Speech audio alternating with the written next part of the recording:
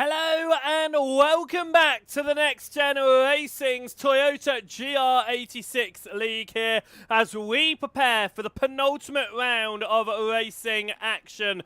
There are only 2 more weeks that remain, 6 more races, and the championship is yet to be decided. 4 drivers are still within contention. Could we dwindle that down to just 2, maybe even the 1 champion by the end of this one? Well, that's what Ben Ouch will be hoping for. Jack Pittas, however, will be hoping to stop him from achieving that. 75 points on offer today. We go again in 2 weeks' time with another 75 points, which means that drivers have a whooping 150 points still to catch themselves up into this championship. Like I said, though, realistically, 4 drivers still very much in with the fight. We'll talk you through that championship fight in just a moment's time. Wherever you are watching here today, welcome in and good evening. If you're over on the NXTGEN Racing's Facebook page, good evening to you. There is support for Jack Pittas over there once again. Robert Pittas going that support out. Jack looking to try and take a potential 2nd win of the season after finally finding that 1st win of the season in race number 2 weeks ago in Zolder. Could it be back-to-back race victories in race weekends for him? If you're watching over on the NXTGEN Racing's YouTube page, welcome in over there. And make sure that you are hitting that subscribe button so you don't miss out on any of the events that go on. We've still got the GT3 Championships ongoing, of course. And next week, we've got the penultimate round of the NXTCC Championship as well, with the final round happening in about 3 weeks' time. So make sure that you are joining us for that one here on NXTGEN Racing. If you're watching over on either of the Joseph Wright broadcasting channels, and we welcome you in over there. Good evening to Jordan Osborne. Celebrating the fact he is here. You are, in fact, here. Welcome in. We look forward to tonight's event. And as I say, it is the penultimate round of the season. Only 2 more to go. We head out here at Willow Springs tonight. We head out in 2 weeks' time for the finale of the championship. We go to a circuit that ultimately has become famous for the endings of championships. It can all switch around at Interlagos as we head into Brazil. So make sure you are joining us 2 weeks' time from the virtual racing circuit there. This is going to be an interesting end to the championship. There's no doubt about that. With 6 more races still to go, of course. If you're new around here and you're not sure about the format of these events, well, we've got 3 races in every single night. We start with race number 1 is about 15 minutes in length, and we see the grid set by the results of qualifying, which will begin in here about 12 minutes time. Race number 2, well, that's another about 15-minute race. There are lapped races that equate to about 15 minutes in time. Well, race number 2, it switches around a little bit because the results of race number 1 are what set your grid for race number 2, but we spice it up a bit. The top 15 included in that invert, as long as drivers are no more than 1 lap down.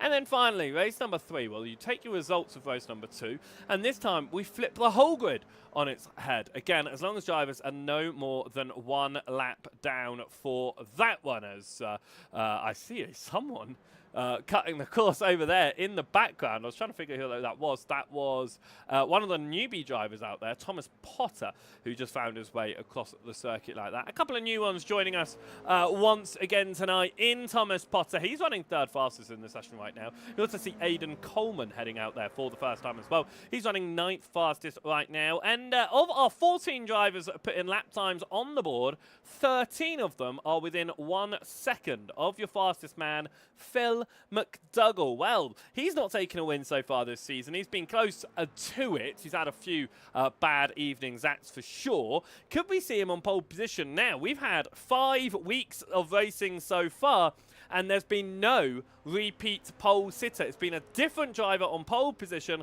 every single week. Is that going to change here today? Well, before we get on with the stats, let's look at how that championship order does line itself up going into the penultimate week of asking. Well, Ben Oucher is at the very top of the board. He has 241 points to his name.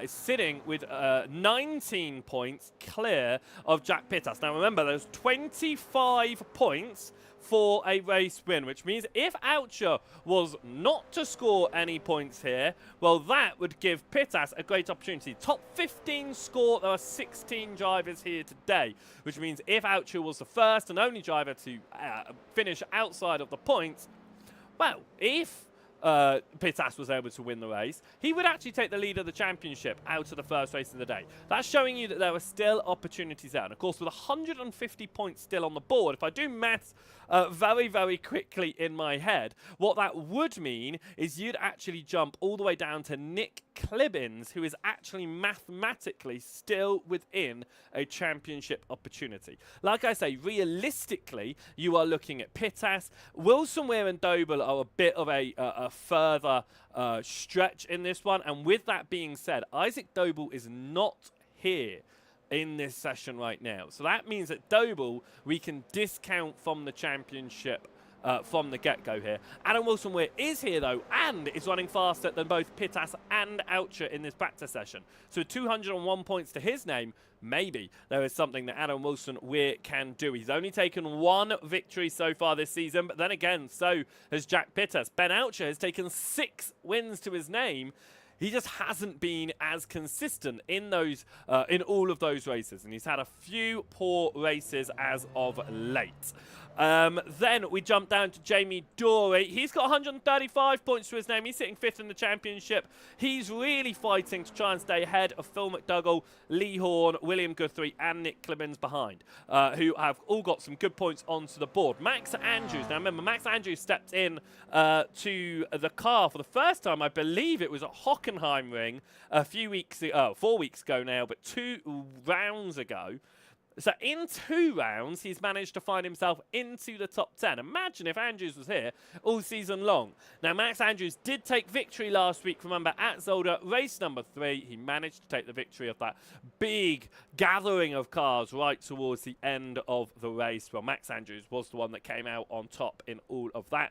That is your top 10 heading into this evening. Well, the rest of the championship, it does fall further back. Nigel Stock with 91 ahead of Alan McCain. Matthew Jordan sitting in 13th position ahead of Benjamin Gregory, and Mark Kent in 15th. It's then Ross Gillette in 16th ahead of Carl Thompson, Joshua Downing, Lewis Mason, and Michael Wade rounding out the top 20 in the championship heading into this evening's events. Mark Sykes then sits behind in 21st position ahead of Mark Hughes, Matt Gatter in 23rd ahead of Adrian Hernandez, Jack Brown in 25th. Archie Bennett, again, not been here too many rounds, but he in 26th in the championship ahead of Dan Beckett. Drew Halloran, who stepped in for the first time last week, it was for Drew, has got himself onto the board in 28th position. 3 points, but there were quite a few cars actually last week as well. So we will have to see if he's able to get into the points even more today. Again, 16 drivers in this session. Top 15 score points for Halloran, who will be looking to get some more points on the board. Jonathan Berry sits in 29th. Waitons rounding out your top 30 in your championship. At the bottom of the order are the 2 newbies for today. We've got Thomas Potter heading out there at 31st position and Aidan Coleman in 32nd position in the championship, both with 0 points, but of course they are yet to have taken any races. We'll see how it goes. For Pittas, though, he will be hoping that he can get this car around without too many issues, not feeling too well today. And when you're fighting for a championship, when you're not feeling well, it's not the best of ways to head into an evening's set of races, but hopefully for Pittas, he will be able to get some solid points on the board. 5th fastest in this practice session that is ongoing right now. Ben Oucher is only 7th fastest in this session at the moment, so we'll be hoping to find some time in qualifying, because their other championship rival of Adam Wilson-Weir, well, he sits up in 2nd position right now. So just as a reminder to you, those are the 3 drivers that we are thinking about tonight, and how they might look going into the championship. I do believe mathematically they are likely to be the only 3 really left inside the championship heading into the final rounds. The final round in 2 weeks' time, but we will keep an eye on where Oucher, Pittas and Wilson Weir are standing throughout this evening's races. This is Thomas Potter, one of the 2 newbies out there today. I say newbies, of course, not new in terms of iRacing or sim racing in general, just new in terms of our Toyota GR86 League, stepping in here in the penultimate week of asking. And alongside Thomas Potter, we see Aidan Coleman out there for the first time as well.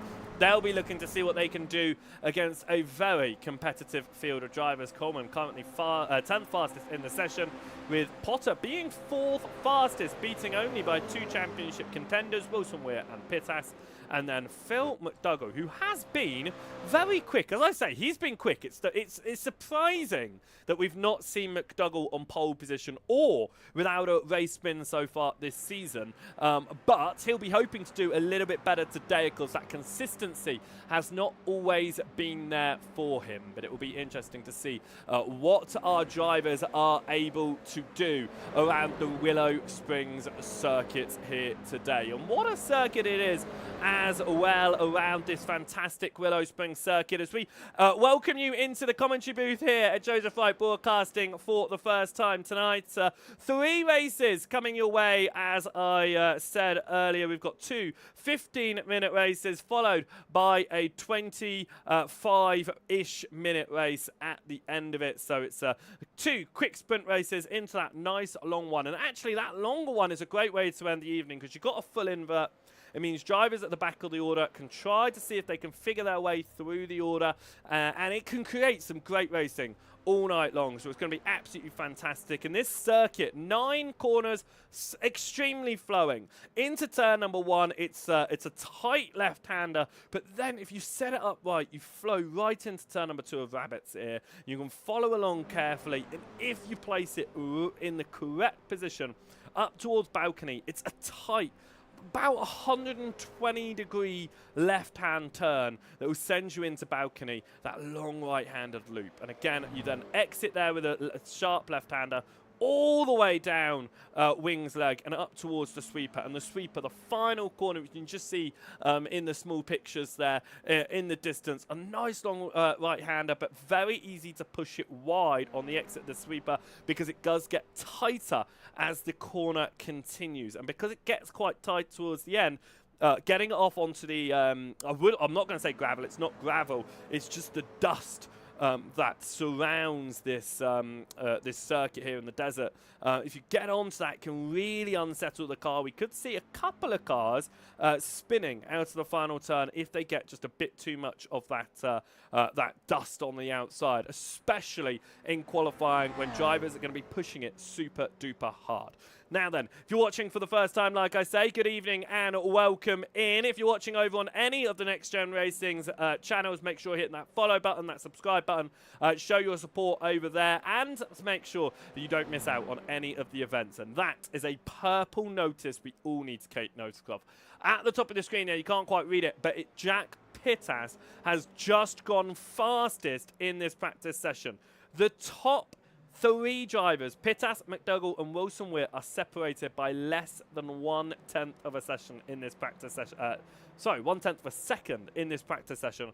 It's very, very close out there. With practice coming to a close then, a championship on the line with Pittas, Wilson Weir and Oucher all in the mix. But Oucher is only 8th fastest in this right now, as 2 rivals are trying to catch him up, are up inside the top 3. If that goes the way into the qualifying session, which begins in 50 seconds time, wow, that is going to be incredibly challenging for our drivers out there. Right then, we are going to have 16 drivers heading out here today for what is going to be an absolutely fantastic evening of racing around the wonderful Willow Springs circuit. 9 corners ahead of us, and it is going to be, well, what is it going to be? Are we going to see a new pole sitter in 6 rounds. We've yet to see a repeat pole sitter.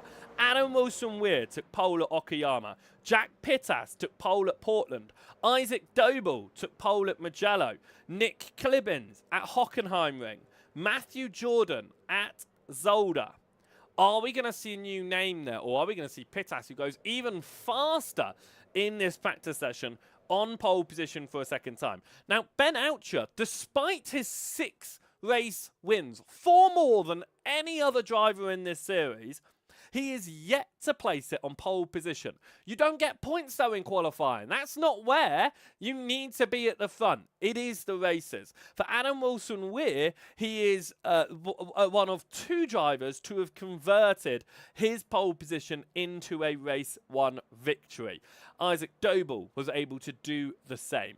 For Ben Oucher, though, a statistic that is important to note, he has won at every single track apart from Okayama. Since round number 2, Ben Oucher has taken at least 1 victory every single race. He took 2 at Portland, 1 at Mugello, 2 at Hockenheim, 1 at Zolder. If the statistics are anything to go by, is it going to be 2 again here today? Well, drivers are heading out now for their qualifying session here, and they are going to see what they can do around this circuit. A very tricky circuit to get the flow right. You want to get the toe from the drivers in front of you, but at the same time, you don't want to be too close to the driver in front of you during this section of course.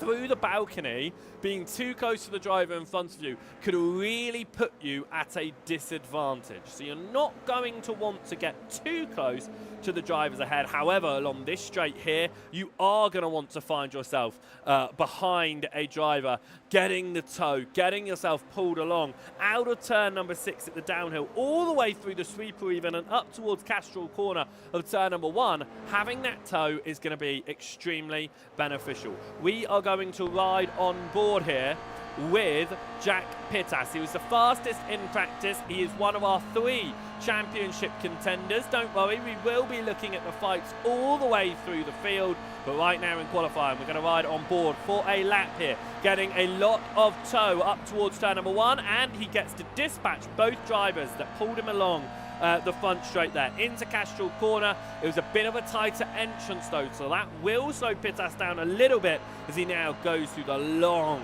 190-degree corner here of Rabbit's Ear. Sorry, I should say 300. Actually, it's a further than, I'm trying to figure out, 200-degree corner to the right there of Rabbit's Ear. Up now into the left-hander. This whole section is turn number 4. I don't know how, but now we go into balcony. You can see a wider line from the driver ahead there, who I'm trying to figure out who it is. That's Wilson-Weir, I believe it was, who just did the wider line. I might be wrong though in all of that, because I think it is Wilson-Weir. He's running a slightly different livery than I'm used to. Maybe my liveries aren't up to date. We're coming up though towards the end of the lap. That is Jamie Doyd backing out, and we now head into the sweeper. Now just watch how this gets tighter as you go through. It's fast, this is all the sweeper, and suddenly, whilst you're still turning right, you're having to get onto the brakes, you're having to line up the corner, avoid the hitting that curbing on the inside. It will really unsettle your car.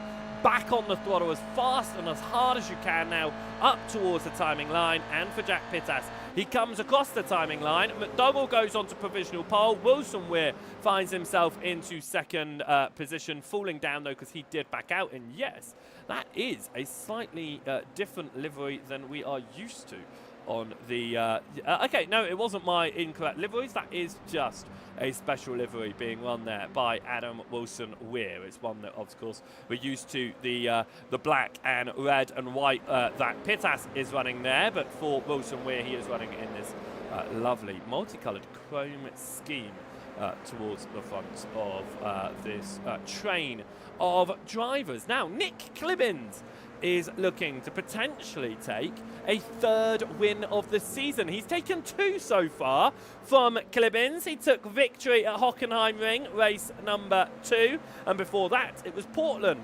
race number 2. If the I like seeing the patterns in things. If the pattern continues here, Nick Clibbins could win race number 2 here today. But, of course, we can see those times on the left-hand side. A lot of drivers backing out of their laps, just trying to let cars through, trying to find the space around there where they're not hurting anybody, but they're not getting hurt themselves. And it just means that a lot of drivers have dropped off the mark on their opening laps of the day here in qualifying. With 10 minutes on the board, we're looking to still see about 8 more cars actually get laps on the board in the first place for Clibbins. It is fast enough for a provisional pole position. He took pole position at Hockenheimring. He wasn't able to convert that into a race 1 victory. He did win race number 2 though.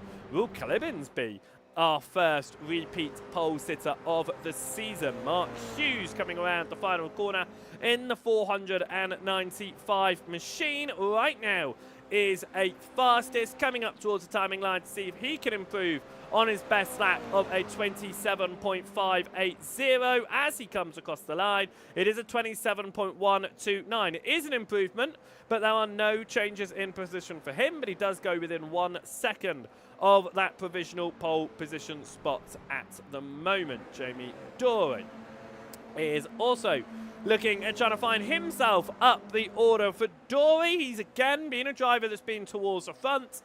He's also the only driver this series in the Toyota GR86 who has ended up on his roof in an accident last week at Zolder. Last time out, 2 weeks ago at Zolder. Of course, Jamie Doy found himself rolling over, and we saw what has become a very rare occurrence in the Toyota GR86.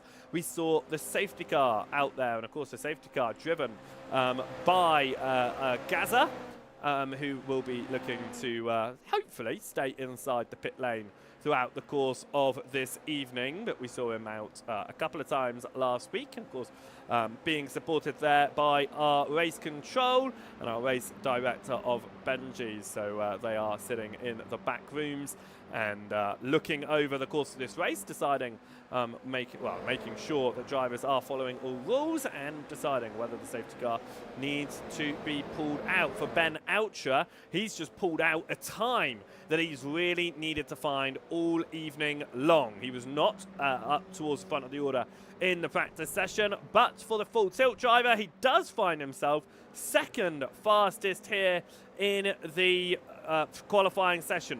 That's when it counts. Practice, it doesn't matter if you're fastest. You can be the slowest. What matters is once you get into the qualifying session, are you going to find yourself towards the front of the order? And for your championship leader, he finds himself ahead of Pittas and Wilson Weir. Wilson Weir, who was looking quick in qualifying, is not looking as quick here. Looking good in practice, is not looking as quick here in the qualifying session. He will be looking to see if he can find himself further up the order. This lap won't be it, though, because he did back out to allow Outra past through turn number 2 of Rabbits here. However, was that a bit of a ploy here to try and get behind? He's maintaining about a 1.6 second gap to Outra ahead. He finds himself off the circuit there. Very easy to do. Push yourself wide. Of course, like I said, that lap time not counting anyway. But for Wilson Weir, he is going to be in the tow now of Ben Outra. Could this pull him along and up towards the top of the order? That was Michael Wade that was stopped on the exit of turn number 1. Off of the racing line, though, so it didn't impact our drivers on their lap times. We ride on board here with Adam Wilson Weir as he comes up towards the balcony section. Very tight section of the circuit. The last time I did any commentary around this track, the only time I've ever done any commentary around this track, in fact, was when we brought the, I believe it was the V8 supercars here, which is, if I'm not mistaken, I think it was. But that section gets so tight. And even in these Toyota GR86s, the balcony section there is going to be really challenging for our drivers to really mount any moves. And a car goes a little bit sideways in front of you, you've really got nowhere to abandon your turn. You can't really jump around the outside. You're going to lose so much time. We could see drivers going through the cars in front of them, knocking them off the track if there's any mistakes through that section, because it's such a tight part of the course. That was Ben Oucher backing out. He's looking at getting the toe this time around, and it's interesting to see championship rivals actually helping each other in this qualifying session. Oucher staying all the way ahead of Wilson Weir until the new lap, and now they swap around. And for Wilson Weir, that support very much appreciated there. He finds about 0.3 of a second over his previous lap. He goes 6th fastest now. He is still a few positions off of Pittas and Oucher, but of course anything can happen. But the further down in the field you are, the more likely you are going to be involved in that anything that could happen. For Oucher and Pittas towards the front of the order, might be able to avoid it. Nick Clibbins, still on provisional pole position with 5 minutes left to go in this qualifying session, is looking to be the first driver to get a repeat pole position here. Could this potentially be second pole position of the season? And for Clibbins, on a hunt for maybe win number 3. It would take him ahead of Isaac Doble in the win list for the season. They're both tied at the moment on 2 wins apiece. Technically, anyone can catch up to Ben Oucher's record of 6 wins. However, if Oucher was to win today, I don't think anyone else is going to win. I don't think anyone else is going to touch him at this point with the 6 wins to his name. Wilson Weir backs out of this lap after giving Oucher the support on his run around. In fact, Oucher going to come up to the timing line now, and Lee Horn has been a little bit involved in all of that now as we go on to another time lap. It's a 9th lap of asking here for Lee Horn, or is it an 8th lap? An 8th lap of asking here for Lee Horn. He's getting the toe from Ben Oucher on this way around, with Adam Wilson Weir getting the toe behind as well. So are we going to see improvements there for Ben Oucher? Even with the toe, it was not an improvement last lap. That is because Oucher invalidated his previous lap. He found his way off the circuit at some point to pick up a 1x, and it meant that that lap time did not count, which is a shame indeed. However, he will be going again. 3.5 minutes left in this qualifying session. We will be starting race number 1 momentarily here as we continue to go around. And looking at these lap times, we're probably looking, what, about 11 laps, maybe 12 laps for each of our first 2 races. And then probably, what, about 16, 17 laps for race number 3. Phil McDougall finds a substantial amount of time. He moves from 9th position to 6th position. I say substantial. He finds about a 10th of a second. And he jumps up 3 positions there, past Stock, Coleman, and, crucially, Adam Wilson Weir, who finds himself down to 7th now. He is on the back end of this train of drivers, though, and he'll be hoping that he can improve just a little bit more in all of this. To go a little bit further up the order as Ben Oucher pulls across to the side and goes slow. That means he'll be giving up this lap. And for Adam Wilson Weir, that was the lap he needed. He goes 2nd fastest, ahead of Ben Oucher by just 19/100ths of a second. Adam Wilson Weir is on the front row of the grid. That's what he needs. Pittas down to 5th, and championship leader Ben Oucher behind Wilson Weir. At the moment, he's going to be starting in 3rd position. I do believe we are going to get an additional lap under their belts here. But that is going to be Adam Wilson Weir jumping off to the side, which means Ben Oucher is without support here. He backs out. You can hear him backing out. He's waiting for Lee Horn. He needs to follow Lee Horn. Look at that. Adam Wilson Weir comes back on. He just did not want to give Ben Oucher the support. Lee Horn jumps ahead of Oucher here. Oucher needs this toe to find himself up the order. That's one of his teammates backing out. That's Lewis Mason. Mason here could be pushing to try and find some time as well. He picks up pace in the number 991 machine. He's a bit of a distance there, but could be trying to pick up just a distant toe here. Interesting strategy from Wilson Weir. He abandoned the support, supporting Oucher there on that last lap. What might Oucher think of that? Well, he's just got past Lee Horn, which means he's got the tow on the front straight. He is not going to have support along the back end of the course here. A long wings leg and out of sweeper, which means I don't think we are going to see Ben Oucher reclaim the front row past Adam Wilson-Weir. Nick Clibbins at the moment looking untouchable as Mason pushes it hard and finds himself off the circuit in the background as well, facing the wrong way. I don't think we're going to see anyone touch Nick Clibbins here. He's 3.5 tenths clear of anyone else in this session. I do believe, as Ben Oucher kicks out the rear end, he knows he's not going any faster. Nick Clibbins is going to start this one on pole position for what is going to be the second time this season. Nick Clibbins is your first repeat pole sitter. It has taken 6 weeks of asking, but Nick Clibbins is your first driver to have got 2 pole positions as we come into the pit lane to end our qualifying laps there. That is going to make this interesting with Wilson-Weir ahead of Oucher. Pittas starting directly behind Oucher on the grid. Your 3 championship contenders. Even though 9 drivers are mathematically in this, I would have said 4 were realistically, but there is no Isaac Doble, which means you're looking at your top 3. This is going to be very, very interesting indeed to see how this championship is going to be looking. We'll keep you up to date with your top 10 at the end of each of the first 2 races, and at the end of the evening, we'll keep you up to date with the entire championship going into what is going to be the final round in 2 weeks' time at Interlagos in Brazil. Right, qualifying is at a close here. We will talk you through your grid order for race number 1 in just a moment's time. The last of our drivers coming down pit lane to end their timing, their qualifying times.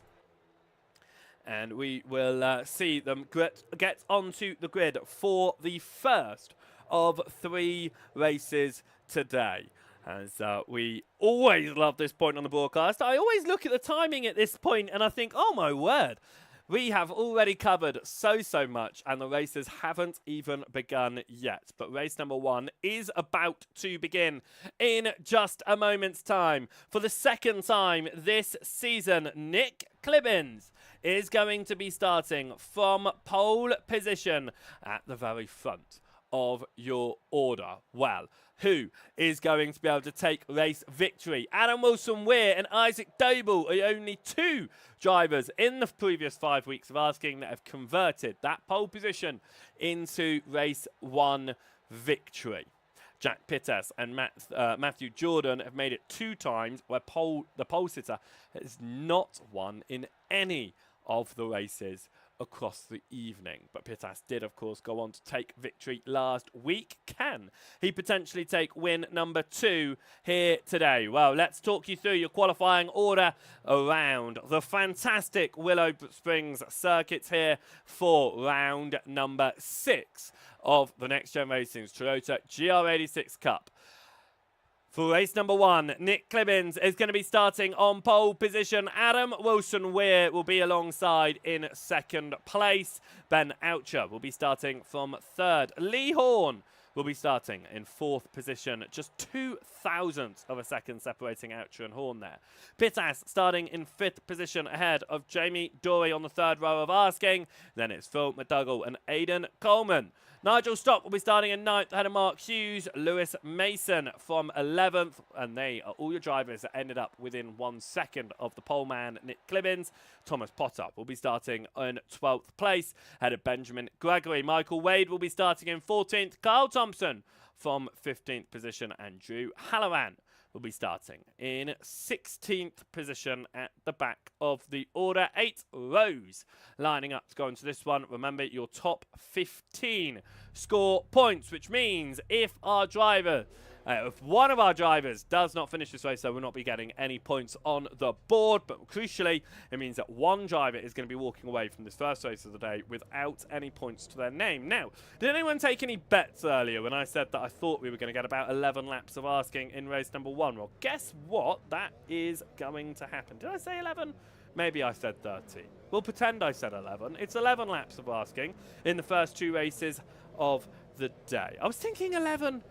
And then I think I said a bigger number. Anyway, it is going to be Nick Clibbins from pole position here for the first race of the day. He's taken 2 victories so far this season. Can he find a third? Adam Wilson-Weir starting alongside him has won once.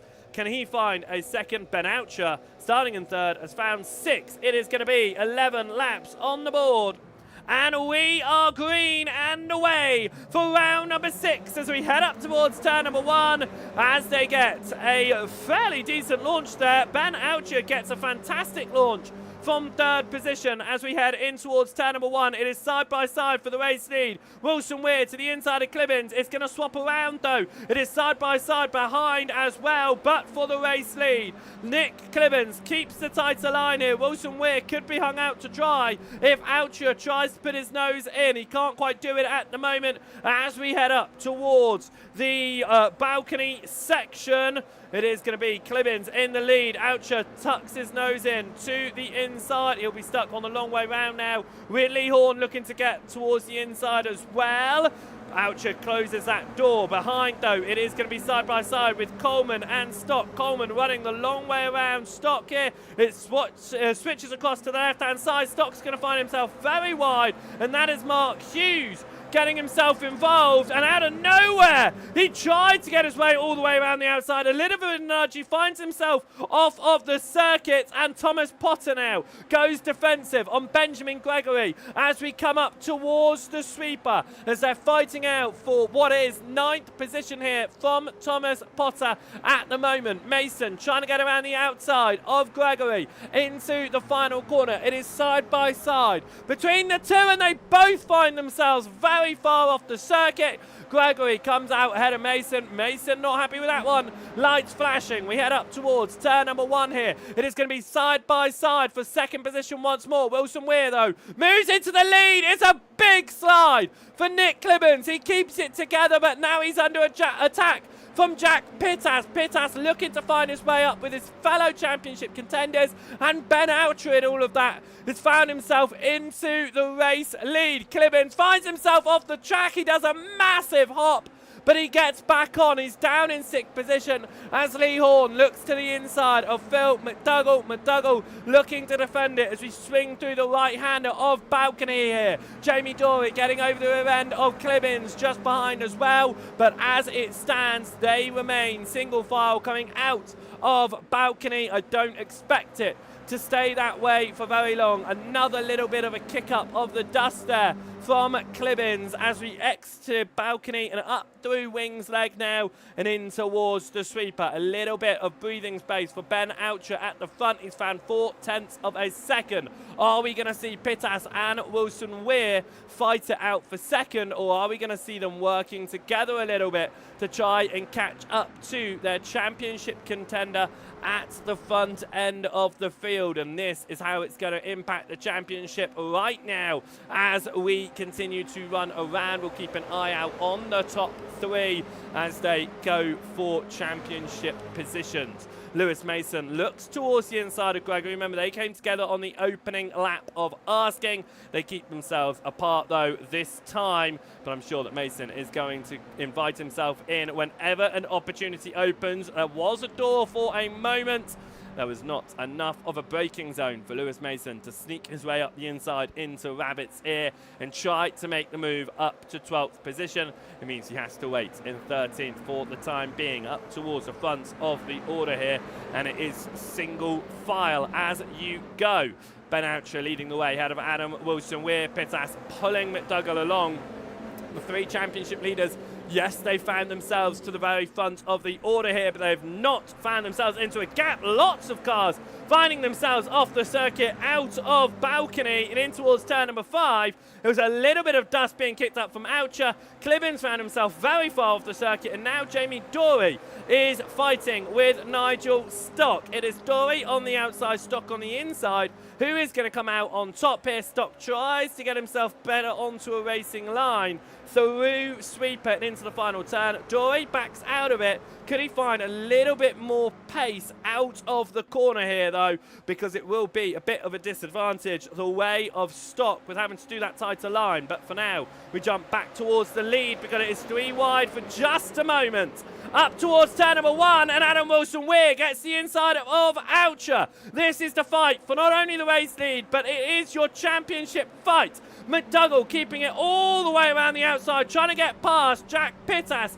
for 3rd position. Up towards balcony, he could keep his nose in here. Oucher putting his car in the middle of the circuit. Adam Wilson-Weir is not going to back out of it, though. He does get his car to the inside. He has to wait there behind for just a moment, but now it's invited. Pittas to his inside. He's stuck the long way round. Lee Horn is also to the inside line there through balcony. He's going to have to stay behind. Phil McDougall drops down a 5th position. Ben Oucher holds on to the lead. Pittas now moves into 2nd place with Wilson-Weir down to 3rd. Is Phil McDougall going to be able to take this fight for 4th position back past Lee Horn as we head through Wings Leg and up towards the Sweeper here? We approach the 5th lap of asking. As we come through the Sweeper, it is Nick Clibbins looking to make it 3 wide into the Sweeper. He has to stay behind Lee Horn, and he allows Phil McDougall to stay ahead as well behind. That is Aidan Coleman sending it off the circuit. They are pushing hard behind just as much as they are out the front. This is once again the look for the race lead. Pittas to the outside of Oucher. Adam Wilson-Weir getting in there as well. But now it is Jack Pittas that leads. That is McDougall and Clibbins onto the grass behind through turn number 1. They get themselves back onto the circuit here, but it is a proper scrap for all our drivers out there. Thomas Potter trying to get it ahead of Benjamin Gregory as that was Stock off the circuit through the exit of Rabbit's Ear. He finds his way back on. Potter keeps it ahead of Gregory into balcony. Has a bit of a slide there for Mark Hughes ahead, but they do keep themselves exactly where they need to be. Aidan Coleman looking to try and get past Nigel Stock after Stock found himself off the road, but they do remain in the order as they were. We come out through Wings a Leg now and up towards the end of the lap. Is Ben Oucher going to be able to try and make another move for the lead? I do expect so. Benjamin Gregory to the inside of Thomas Potter through the Sweeper here of turn number 9. It goes all the way around. It is a long, long turn. And for Gregory, he gets it confirmed early. Lewis Mason there, who's found himself off the circuit on the opening lap of asking, is still trying to find his way slightly up this order as well as we continue to fight around the track and up towards turn number 1. It is all single file for there. Up at the front though, once again, it is side by side with Wilson-Weir going the long way around. Oucher under attack now from Lee Horn. This is what Pittas and Wilson-Weir need, is for Oucher to find his way falling backwards. If he can go down the order, that'd be great news at the front of this championship fight. We head into balcony. Lee Horn has to keep it all the way around the outside, but he throws himself off the circuit. He comes back on. It is contact with Nick Clibbins, and the pole man finds himself facing the wrong way for Lee Horn. He finds himself facing the right way, and what was just a momentary mistake as he goes off again. A big slide for Lee Horn. He's going to fall down the order now, but it was initially a small mistake there from Horn. And you can just see he hits that bump. He comes back on the tiniest of touches with Nick Clibben. When you go out there, there was almost nothing that Horn could have done in all of that one. And he does fall down the order after going off again into the final turns here. It is another very close battle. This is Aiden Coleman leading this train of drivers in 6th. He's ahead of Mark Hughes, Benjamin Gregory. It is then Potter side by side with Stock. Stock getting pushed by Lewis Mason right now as the lead once again changes as well, with Adam Wilson-Weir now into the lead, but we go 3 wide for just a moment as we head into Rabbit's Ear. It's side by side with Oucher to the inside of Pittas behind. Oucher even kicks up a little bit of dust there, and he is going to try and make it 3 wide because Pittas pushes himself off the circuit for Wilson-Weir. He needs to keep it into balcony, and he pushes it on a nice racing line, but it is going to be around the outside there for Jack Pittas. What a line that was for Pittas. And he gets his way into the lead. Wilson-Weir down to second. Phil McDougall now looking to attack with Ben Oucher. He's going to be the long way around as we come out of balcony here. And he can't do it on that long way round for Mark Hughes. He's going to find himself into the wall. It looks like he's come together with Aiden Coleman. What's happened between the two of them? It was a nudge that sent Hughes contact with another driver to the inside. Both drivers off the track. Aiden Coleman will continue around with no further issues. It looks like some minor damage. Mark Hughes will be into pit lane, and it's contact for the race lead. It's disaster. Oh my word, it is absolute pandemonium. We've got a car upside down. It is about 4-5 cars involved through the final corner and all of that. Jack Pittas has come out relatively unscathed. Ben Oucher somehow remains in 3rd. Benjamin Gregory, of all people, have worked himself into 2nd. Where has that come from? That is absolutely crazy. A massive accident for our drivers, though. They all went off at pit lane, which means they've been able to vacate the circuit very quickly indeed. And I do believe that they have been able to avoid a safety car late in this race. That has got to outdo the Zolder accident that we had a couple of weeks ago. That was a massive wreck. At the end of the race here, we will catch up with that one. In fact, we might be able to catch up with it now whilst there's a bit of breathing space in all of this one. It looked like it started with Adam Wilson-Weir, didn't it? Let's have a look at this one. It started, it was contact. Ben Oucher spun Adam Wilson-Weir. Jamie Dorey got collected in it, and then Nigel Stock. A massive whack on Adam Wilson-Weir. Now, Adam Wilson-Weir races in VR. That must have been an absolute nightmare, seeing a car suddenly come towards you at full pace, and you can see his car was actually so broken that he couldn't even get it the few inches into pit lane. And we're going to have to watch this one from Stock's point of view here. Through the final corner, there's the contact, smoke, and then bang. And for Nigel Stock, he finds himself upside down. He fortunately rolls back onto his wheels, but we are under safety car. This is the latest safety car we have ever seen. We are under safety car here, which is absolutely crazy that we've seen a safety car so late in all of this. What it does mean is you've brought Oucher back into the equation for a race lead, for a race victory. Wilson-Weir is out there. He hasn't fallen a lap down. If he can get onto the back end of this train of drivers before we go green. Now, I'm not saying he can win, but he can certainly put a number of points back onto the board. This is how the championship's now looking out of this one.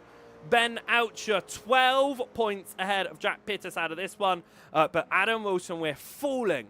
He'll be 56 points away from Ben Oucher. And mathematically, Adam Wilson-Weir could actually fall out of contention in race number 2 this evening if it continues this way. But a real shame for Adam Wilson-Weir, because there wasn't much he could do in that. He was just collected in other people's issues. He was spun, of course, by Ben Oucher. In fact, let's have another look at all of this. Let's have another look at all of this. Oh, there you go. That's what's happened earlier on. Now we've seen it from a bit earlier on there. Let's go even further back here because something was happening between Pittas and Wilson Weir. They are teammates. They're both racing for Type 2. Wilson Weir goes for the wide entrance. He loses the rear end, and as he comes in towards the inside, Ben Oucher is there. And it is just a real shame, isn't it? This is on board Jamie Dory seeing all of this. We'll jump on board with Ben Oucher in just a moment. Safety car is still out. I think we're going to go another lap under safety car. Could be a final lap dash potentially here. There's the nudge there. Not really much that could be done in all of that one, was there?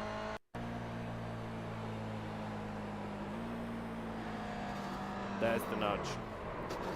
Right then, let's go back live. We are going one more lap under safety car, at least one more lap under safety car here. So are we going to see a one-lapped dash? That's what it looks like. What this does mean is that Adam Wilson-Weir is now caught up to the rear of this train of drivers. Carl Thompson is catching up, and so is Nigel Stock, but Stock does have a black flag. Now, depending on that black flag, Stock could serve it now if it's only a drive-through, but by the looks of it, it's probably a stop and go, which means that he'll just take that as a post-race penalty. But this means Pittas is leading. He'll be hoping that something happens to Ben Oucher in third. Of course, for Wilson Weir, he was on with a chance to win contact with one of his championship rivals. He's not going to be happy out of that one, but he's still in the event.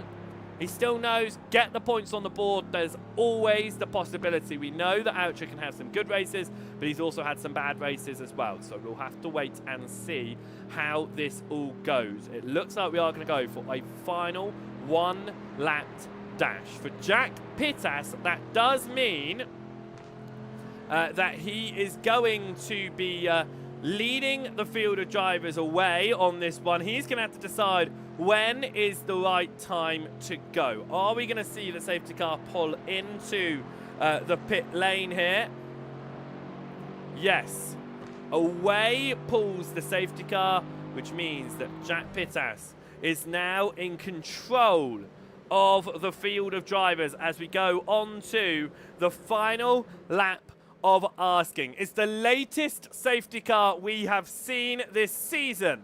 When does Jack Pittas decide to go? Going early could spell disaster to turn number one. Going late, well, that could mean that he is also being hunted all over the rear end. He has gone. We are green out of the final turn here. Onto the final lap of asking. And Pittas finds himself a few tenths of a second clear ahead of Benjamin Gregory up towards turn number one. As the flag goes green, it goes white. We're on the final lap of asking here. Jamie Dory trying to go the long way round on Drew Halloran. On Drew Halloran there. It's not going to quite work out as Adam Wilson-Weir has managed to get himself up to 12th position and looking to see if he could potentially find his way any further up. He'll be hoping for issues towards the front for Ben Oucher. He's going to be hoping that he can find his way past Benjamin Gregory. That's not going to fill him with confidence, so a quick little blink there. This is going to be the inside for Lee Horn on Thomas Potter. Horn up to 6th position, Potter down to 7th in their little fight that is ongoing through the balcony as we head up towards Wing's leg. That was a little bit of a little bit of dust being kicked up there by Lewis Mason. Is Ben Oucher going to find his way into 2nd position? He's going to need to limit the points that Pittas can get over him. Ben Oucher is going to go the long way round into the sweeper here. Benjamin Gregory is trying to hold on to 2nd position. He's got the inside line. For Oucher, it's going to be all about the speed on the exit now. But for Jack Pittas, after winning for the first time last week, He takes victory number 2. Gregory crosses the line ahead of Oucher. A drag race behind as Wade tries to get past Jamie Dory on the line. He won't quite do it. And Aidan Coleman not quite beating anyone. Mark Hughes ahead of him either. But what an end to the race there. Final lap dash as they all come over the checkered flag. What a way to end that race with a very late race safety car following that accident. With that all being said and done, then let's have a look at the results from the first of 3 races here today. It was race victory for Jack Pittas. Benjamin Gregory coming home in 2nd position. Ben Oucher in 3rd. Lewis Mason finished that one in 4th position ahead of Lewis McDougall. Lee Horn in 6th ahead of Thomas Potter. Nick Clibbins coming home in 8th ahead of Drew Halloran. And Jamie Dory rounding out your top 10 in your results. Michael Wade getting 11th, and after finding himself involved in that massive wreck that pulled out a very late race safety car, Adam Wilson-Weir could only muster up 12th place. Mark Hughes took home 13th ahead of Aidan Coleman. Nigel Stock taking home 15th. Carl Thompson, the only driver to not take points out of the first race of the day. With that all being said and done, then race number 1 here is done, and we prepare for what is going to be 2 more races of racing action. Another 11-lapped race followed by the longer race, probably about I would say 16, maybe 17 laps of asking on that last race of the day. Pittas there looking like he is going to do a little bit of celebration over the front of the line. It is only win number 2 of the season. Pittas winning for the first time last week. Well, he goes back-to-back with victories in weeks, and he goes only the 4th driver this season to have taken more than 1 victory. Joins the list with Nick Clibbins and Isaac Doble 2 apiece, and with Ben Oucher, who has taken home has taken home 6 wins over the course of this season so far. Now, out of that first race of the day, then we're going to have a quick word with a couple of our drivers, and then we will take a quick break. One of those drivers that we will have a word with, we will talk very quickly to, is going to be Ben Oucher. He was involved in that late race accident that brought out the safety car, took out one of his championship contenders. We looked at it from a couple of different views there, Ben. It didn't look like there was much you could do. What are your thoughts on it? Yeah, I wasn't too sure. I was asking on the radio to see what people were thinking, but yeah, it seemed that that Adam went a little bit wide, touched the gravel on the outside, and got just slightly sideways, and came back across towards the apex, just a little bit sideways still. And I stopped watching him, having seen him go deep, and was looking for the corner, expecting him to struggle to make his way back to the apex, and just being sideways brought him straight back to me. I tried to slow down and avoid him, but when you're traveling at speeds like that, leaning on the car, there's not a lot you can do to change where you're going to go. It does mean for Adam, he's out a lot of points in race number 1, but it does crucially mean for him he's going to be starting obviously a lot higher up. Do you think that you're going to be able to find your way through the race, through the order in race number 2? It looked like there was a lot of overtaking there, but a lot of trading positions. It definitely looked quite challenging. The draft is quite strong here. You have to really nail the corners to make any headway. So it's going to depend what everyone else is like around the rest of the lap further through the field, as to whether I'll be able to make up many places or not, I think. Right, well, good luck for race number 2 then, Ben. Hopefully you can stay out of the wars in that one, and you can continue putting on some good points onto the board. Thank you very much. Ben Oucher, their championship leader, heading into this one. Still the championship leader as we have a look at our top 10 out of the first race of the day. Ben Oucher leads Jack Pittas, it is then Adam Wilson-Weir in third position. That gap opening up behind, but for Pittas, he has closed the gap up to Ben Oucher.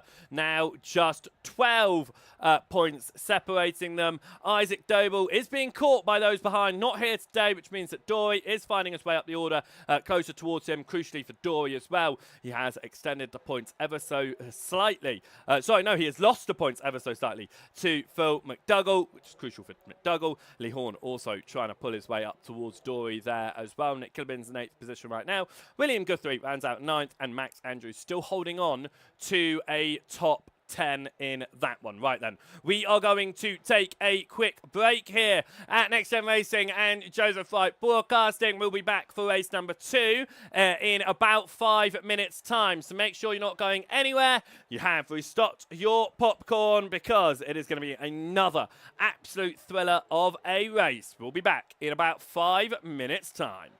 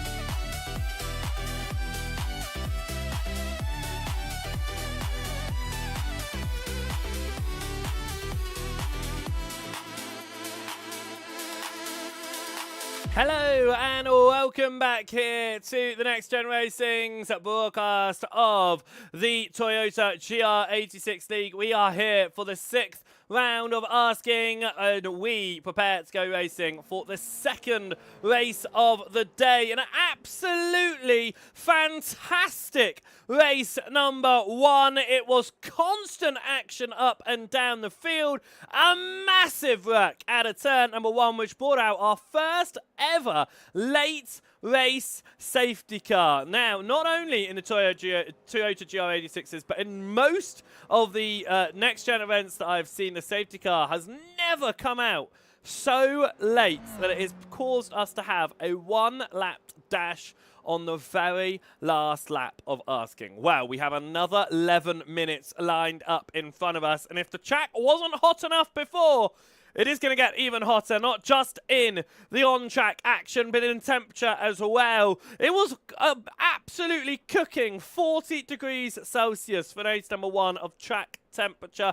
That has gone up to 50 degrees Celsius. It is absolutely climbing now. The broadcast quality, it just doesn't quite capture the same. No matter how much I try to push it, you just can't see the heat haze that is around this circuit right now. As you look into the distance, it is absolutely scorching out there. The temperature in the air rising as well from a lowly 22 degrees Celsius up to 26 degrees Celsius. It is hot out there, like I say, not just in the temperature, in the racing action as well. What an absolutely mega race number 1 that was. A fantastic race 1 victory for Jack Pittas. He kept it all together, and fortunately for him, he was ahead of the big wreck that took out one of his championship contenders in all of that one. It is going to be an absolutely mega event on this one. I noticed for a moment that I've actually got Jack in here, and I didn't pull Jack into here.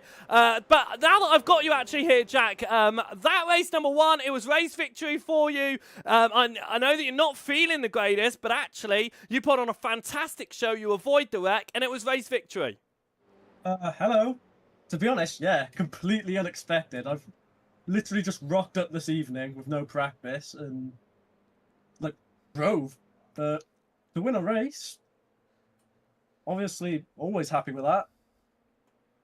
And with that win as well, it's great for your points. You've closed into just 12 points now behind Ben Oucher. And Oucher's got 6 wins this season. You've only just picked up your 2nd. It's showing the consistency you've got out there. You've got a lot of work to do here to move up through the order. But do you think you've got another opportunity to get some good points over Ben? Well, hopefully. He is starting 2 places in front of me, but as you've seen last race, anything can happen, so it's basically just luck of the draw. Right, Jack, good luck with race number 2, starting 15th on the grid, of course. They've got a lot to do out there. Let's see if you can find your way up the order then. Good luck. All right, thank you. Jack Pittas there, taking home victory in race number 1. Let's see what he is able to do here in race number 2. And that was a bit of a surprise. I don't think I pulled him in, but he turned up anyway, and it was nice to have a word with our race 1 victor. Let's see if somehow he's able to take race at number 2 victory course. There is a lot of work to move through the field here. And as we spoke to Ben before the break, toe is a massive thing here, and the slipstream that you get in these cars, it's going to be, it's going to be a way to move up the order, but is it going to be a way to move up the order good enough to take home a race victory for any of our drivers that are starting outside of the top 10? Well, we're going to have to find out. For Adam Wilson-Weir, though, he is going to be looking to try and do something with this one, because he is starting on the 2nd row of asking. It'll be Nigel Stock at the very front of the order for race number 2, with Aidan Coleman sitting behind in P2. Sorry there, P2 along the front row. It is then Mark Hughes in 3rd position ahead of Adam Wilson-Weir. Michael Wade from 5th place on the grid ahead of Jamie Dorey. Drew Halloran will be in 7th position on the grid ahead of Nick Clibbins, with Potter in 9th ahead of Horn. And then it'll be Phil McDougall in 11th. Lewis Mason starting in 12th position ahead of Ben Oucher and Benjamin Gregory. Your race 1 winner, Jack Pittas, will be starting from 15th on the grid. And it'll be Carl Thompson, missed out on points in race 1. Well, he's got a little bit of more work to do because he's going to be starting in 16th position in this in the second race of the day. Of course, for race number 3, your entire field is going to be inverted. So that driver that misses out on the points, they'll be starting at the front of the order for the third and final race of the day. We prepare to go green flag racing here at the wonderful Willow Springs Raceway. Some brilliant racing in race number 1. And good evening to those of you watching over in any of the chats and the broadcasts out there, whether you're on Facebook, YouTube or Twitch. Good evening to you all, as Lee picking up racing out there on the track, saying what an amazing job it was in race number 1. Robert supporting Jack Pittas's race 1 victory, and from Matt Pierce over in the YouTube channel as well. Good evening to all of you, and we hope you're looking forward to race number 2, because the lights are up and our 16 drivers prepare to go racing for a second time tonight. We are green and we are away here at Willow Springs for a second time. Aidan Coleman gets a great launch off the line to move into the lead. Adam Wilson-Weir will be trying to do something after missing out on a top finish in race number 1. The heat haze is thick out there. It's why the car's looking blurry, actually, is because it is so hot out there right now. We come through turn number 2 of Rabbit's Ear. Wilson-Weir has got past Nigel Stock at the front of this one. Jamie Dorey trying to hang all the way around the outside of Nick Clibbins as we head up towards turn number 4 into Balcony. It is going to be Potter looking to the inside of Clibbins as well. Clibbins runs wider. He keeps it on the track though. He obviously got sent around in race number 1 here. Contact with Lee Horn, and that is going to be Potter, the man facing the wrong way out of Balcony. He falls to the rear end of the field. If he gets it back going though, anything can happen in front of him. He could find himself back into some good points by the end of this one. Ben Oucher looking to move up the order here. Pittas hasn't done so. He's only moved up 2 places to 13th for Ben Oucher though, as he's looking to get past Drew Halloran around the outside. It's currently 5 places gained for Oucher if he can keep it around the long way round. Up towards the front though, Adam Wilson-Weir looked for the wide line into Aidan Coleman. Couldn't quite make that one work out, and Oucher's going to have to swap behind Halloran as well up in towards the timing line. We go over the timing line, and Nigel Stock now and Michael Wade get past Adam Wilson-Weir. Did he go off potentially through the final corner because he's just had to give away a load of time? Michael Wade to the inside of Stock, and it is side by side now in towards turn number 2. It is side by side behind as well, but Wade carrying all the way around the outside on Nigel Stock here as we head up towards Balcony, looking to hold on to what is going to be 3rd position in this one. No, for 2nd position is what Stock is going for, but he has to back out and let Wade take 2nd. That's Wilson-Weir though, looking to get his nose up the inside. Behind though, it is Noah's Ark, 2x2x2 in towards the Balcony. It is going to be Ben Oucher at the front of all of this. That was Lewis Mason. He found himself sideways and down the order for a moment. I thought it might have been Oucher running the same paint scheme, of course, running under that full tilt machine. However, for Ben Oucher, he does find himself ahead, which and still running, crucially for him, up to 7th. Mark Hughes there, the car off onto the dusty part of the track, out onto the sand. He will fall all the way down the order as well. 14th position, he'll actually be overtaken by Lewis Mason as well as he continues to recover. Back up though into these fights. Pittas looking to try and move up the order. He has now got up to 8th position. He's about a second behind Ben Oucher, but for the points wise, 7th and 8th position. This is really good news for Pittas on scoring those points over Oucher. For Wilson-Weir, he's going to want to try and get himself again a little bit further up the order here. He isn't going to have the best of times with it. You can see the points on the right hand side at the moment. He is very much on the outer fringes of this championship. For Ben Oucher and Jack Pittas though, you can see the points will open to 13 as it stands, with Pittas sitting at 1 place behind out there on the track for Jamie Dory. He is all over the rear end of Nick Clibbins in this train of drivers as well. That was Nigel Stock going off for just a moment, and Aidan Coleman from the lead of the race is out. What just happened to Aidan Coleman there?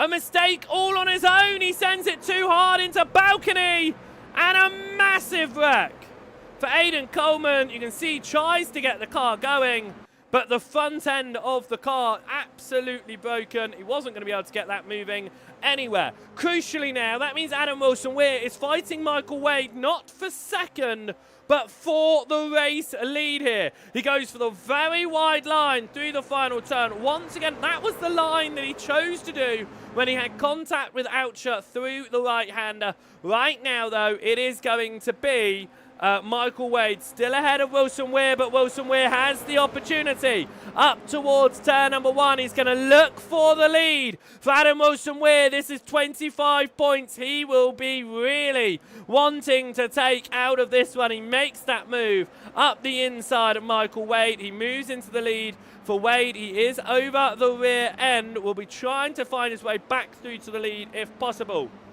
Benjamin Gregory here to the inside of Kyle Thompson.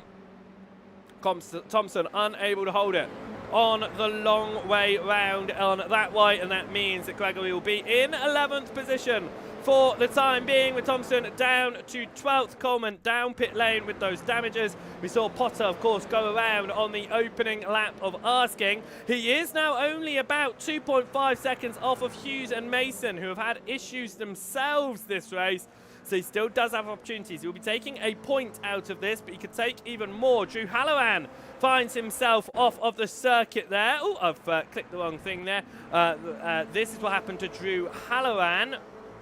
He was all the way up the order. He sends himself off through the exit of balcony as he came back on. Did something further happen? Because he's fallen all the way down to 14th position as he was recovering there. It looks like he's just had a really slow exit for Drew Halloran, and he just falls all the way down the order. Back up towards the front there, Nick Clibbins. He got pole position. The last time Clibbins took pole position, he won race number 2. Every other week, Nick Clibbins wins race number 2. Well, he's on the hunt to take that statistic once more, to try and take home another race 2 victory. We come through Rabbits here and up towards balcony here. Clibbins is all over Wilson-Weir. That was Oucher. No, that was... who was that onto the grass for just a moment there? I think that was Oucher, wasn't it, actually? Yes, it was. It was Oucher onto the grass for just a moment. Well, grass onto the sand for just a moment. But he does get back on without losing too much time. He's still over the rear end of Nigel Stock. For Pittas, he could be under attack from Lee Horn just behind as well. So we need to keep an eye out on that one, because it could potentially do...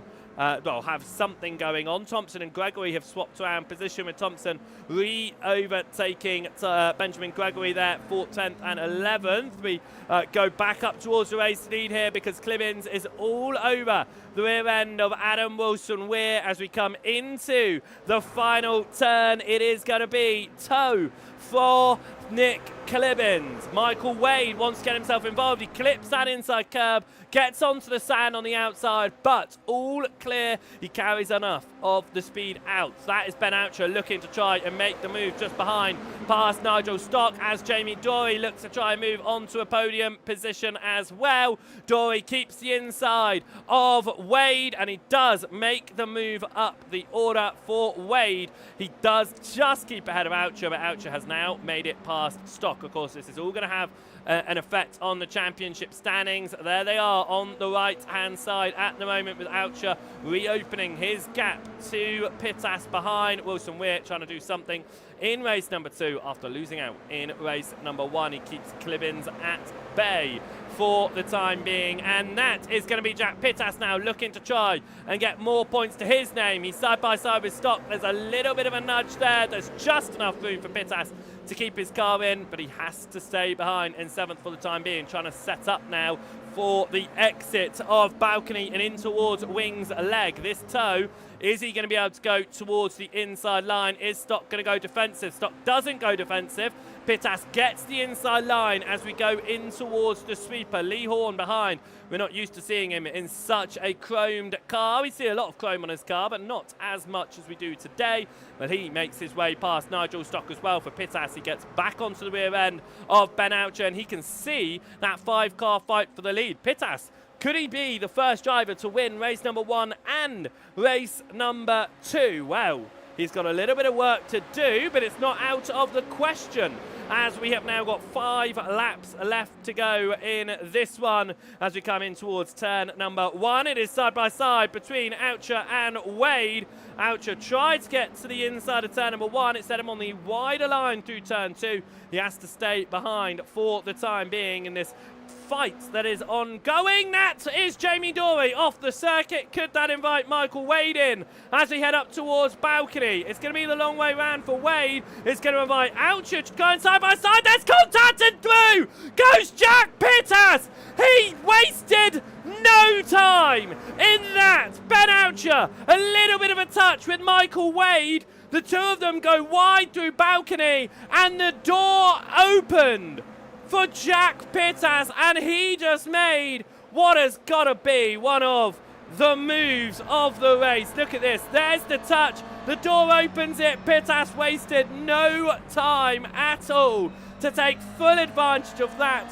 And once again, Jack Pittas is in the position to outscore championship leader Ben Oucher. Oucher now gets to the inside of Michael Wade once more. He goes massively on his 2 wheels through the final turn. For Oucher, he has not been able to confirm this move past Michael Wade yet.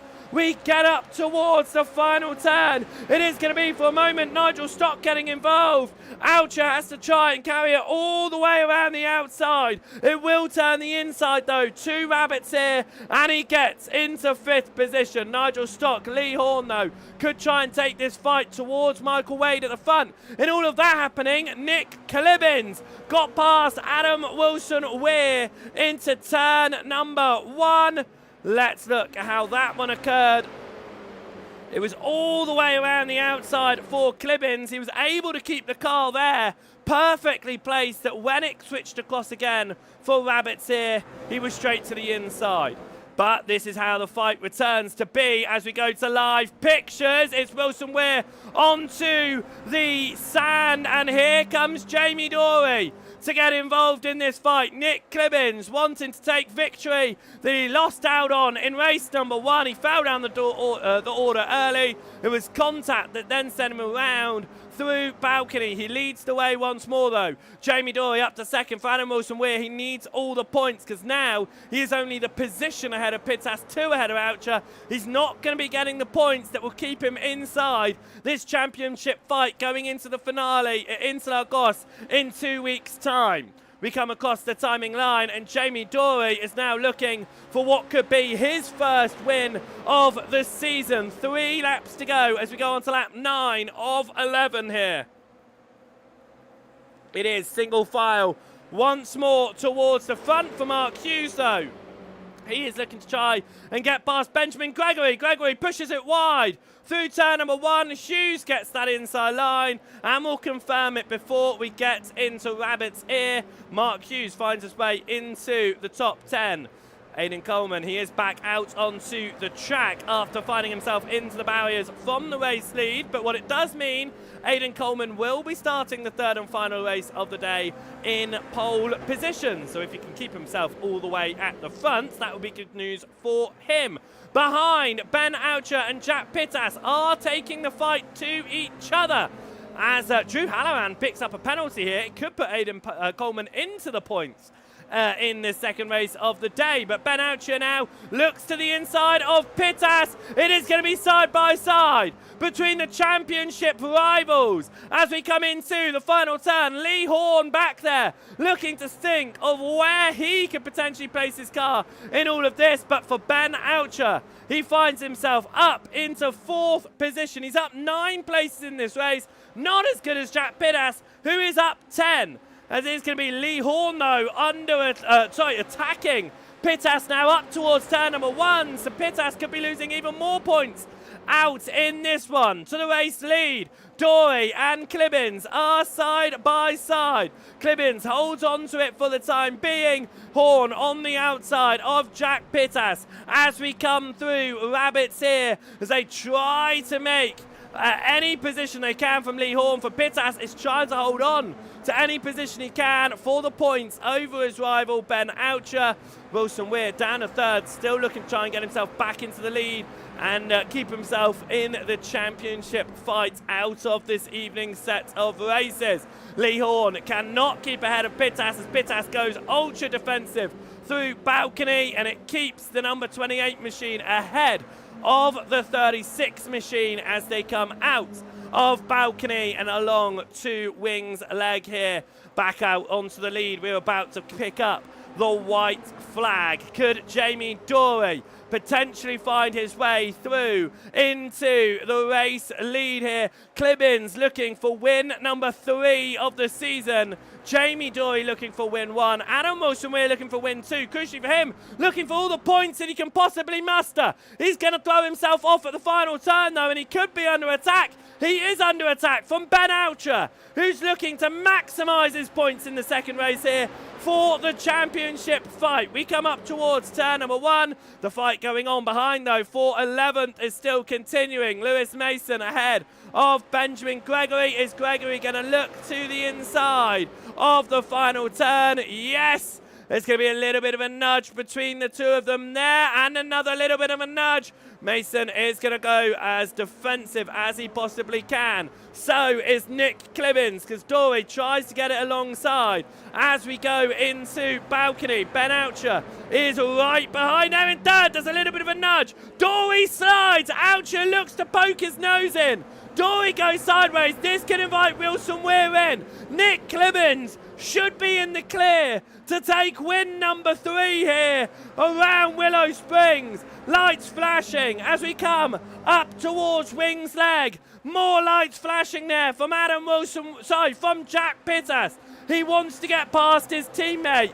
He wants to get into 4th position. Wilson Weir wobbles just a little bit. Pittas goes to the inside, and it is going to be position for Jack Pittas. Adam Wilson Weir looks to carry the speed on the exit to regain it, but Nick Clibbins is going to take victory in race 2. Jamie Dory, as close as he can be to victory without getting there, gets second.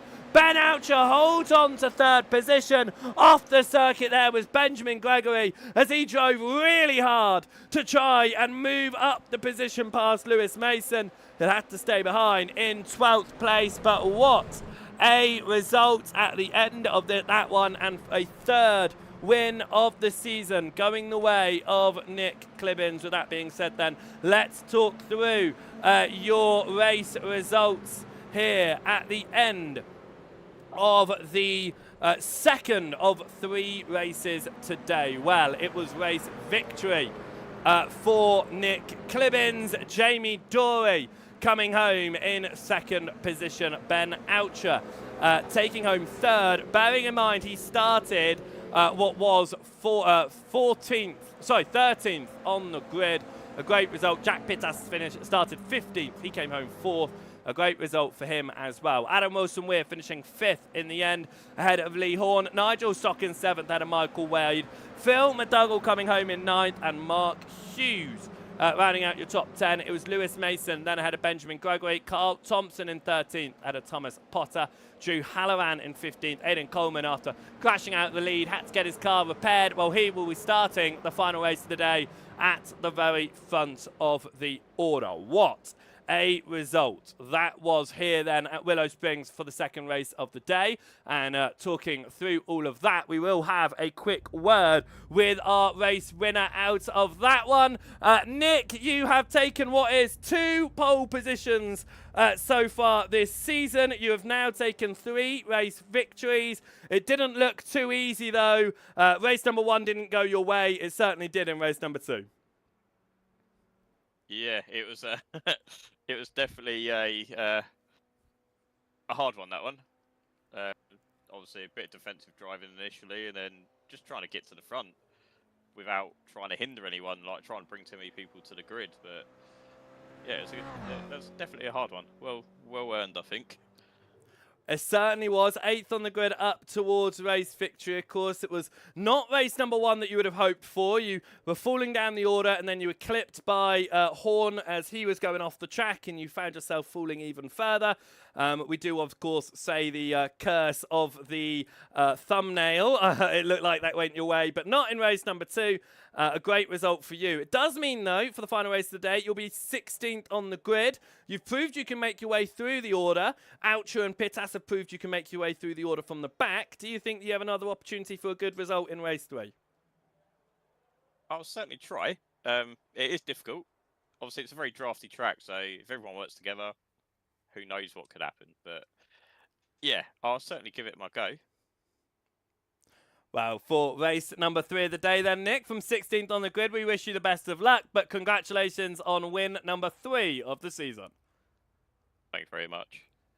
Nick Clibbins there, going home as victor in the second race of the day. Let's have a look how that all impacts your championship standings inside the top 10 after the first 2 races of the day. Well, it is Ben Oucher who will be leading still, but this time he now has 16 points over Jack Pittas, opening that gap by an additional 4 points. Adam Wilson-Weir is almost out of championship contention. After the next race, there are only going to be 75 more points on offer. Mathematically, Isaac Dobel is now the last driver who is within contention of this championship. So what that does mean is that Oucher, Pittas, Wilson-Weir and Dobel are the only 4 going into the third race of the day to be within it.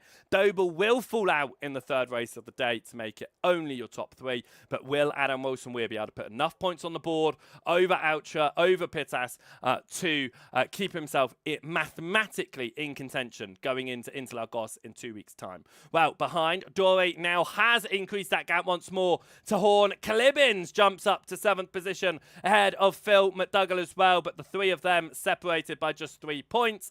William Guthrie holds on to 9th, but it is now Nigel Stock who finds his way into the top 10 of the championship. We'll talk you through the full championship order at the end of race number 3. Talking of race number 3, we will be going to the track in about 5 minutes' time. But for the time being, we're going to take a momentary pause here at Next Gen Racing and Joseph Wright Broadcasting. Make sure that you are sticking around and getting prepared for the third race of the day. With our fully inverted field of drivers, it should be another excellent one to see our drivers working their way through the order. Aidan Coleman's going to start on pole position after leading the race, throwing himself off the track. Is he going to be able to recover in the final race of the day to potentially get a really good result? We're going to have to wait and see. We'll see you in 5 minutes then. Goodbye.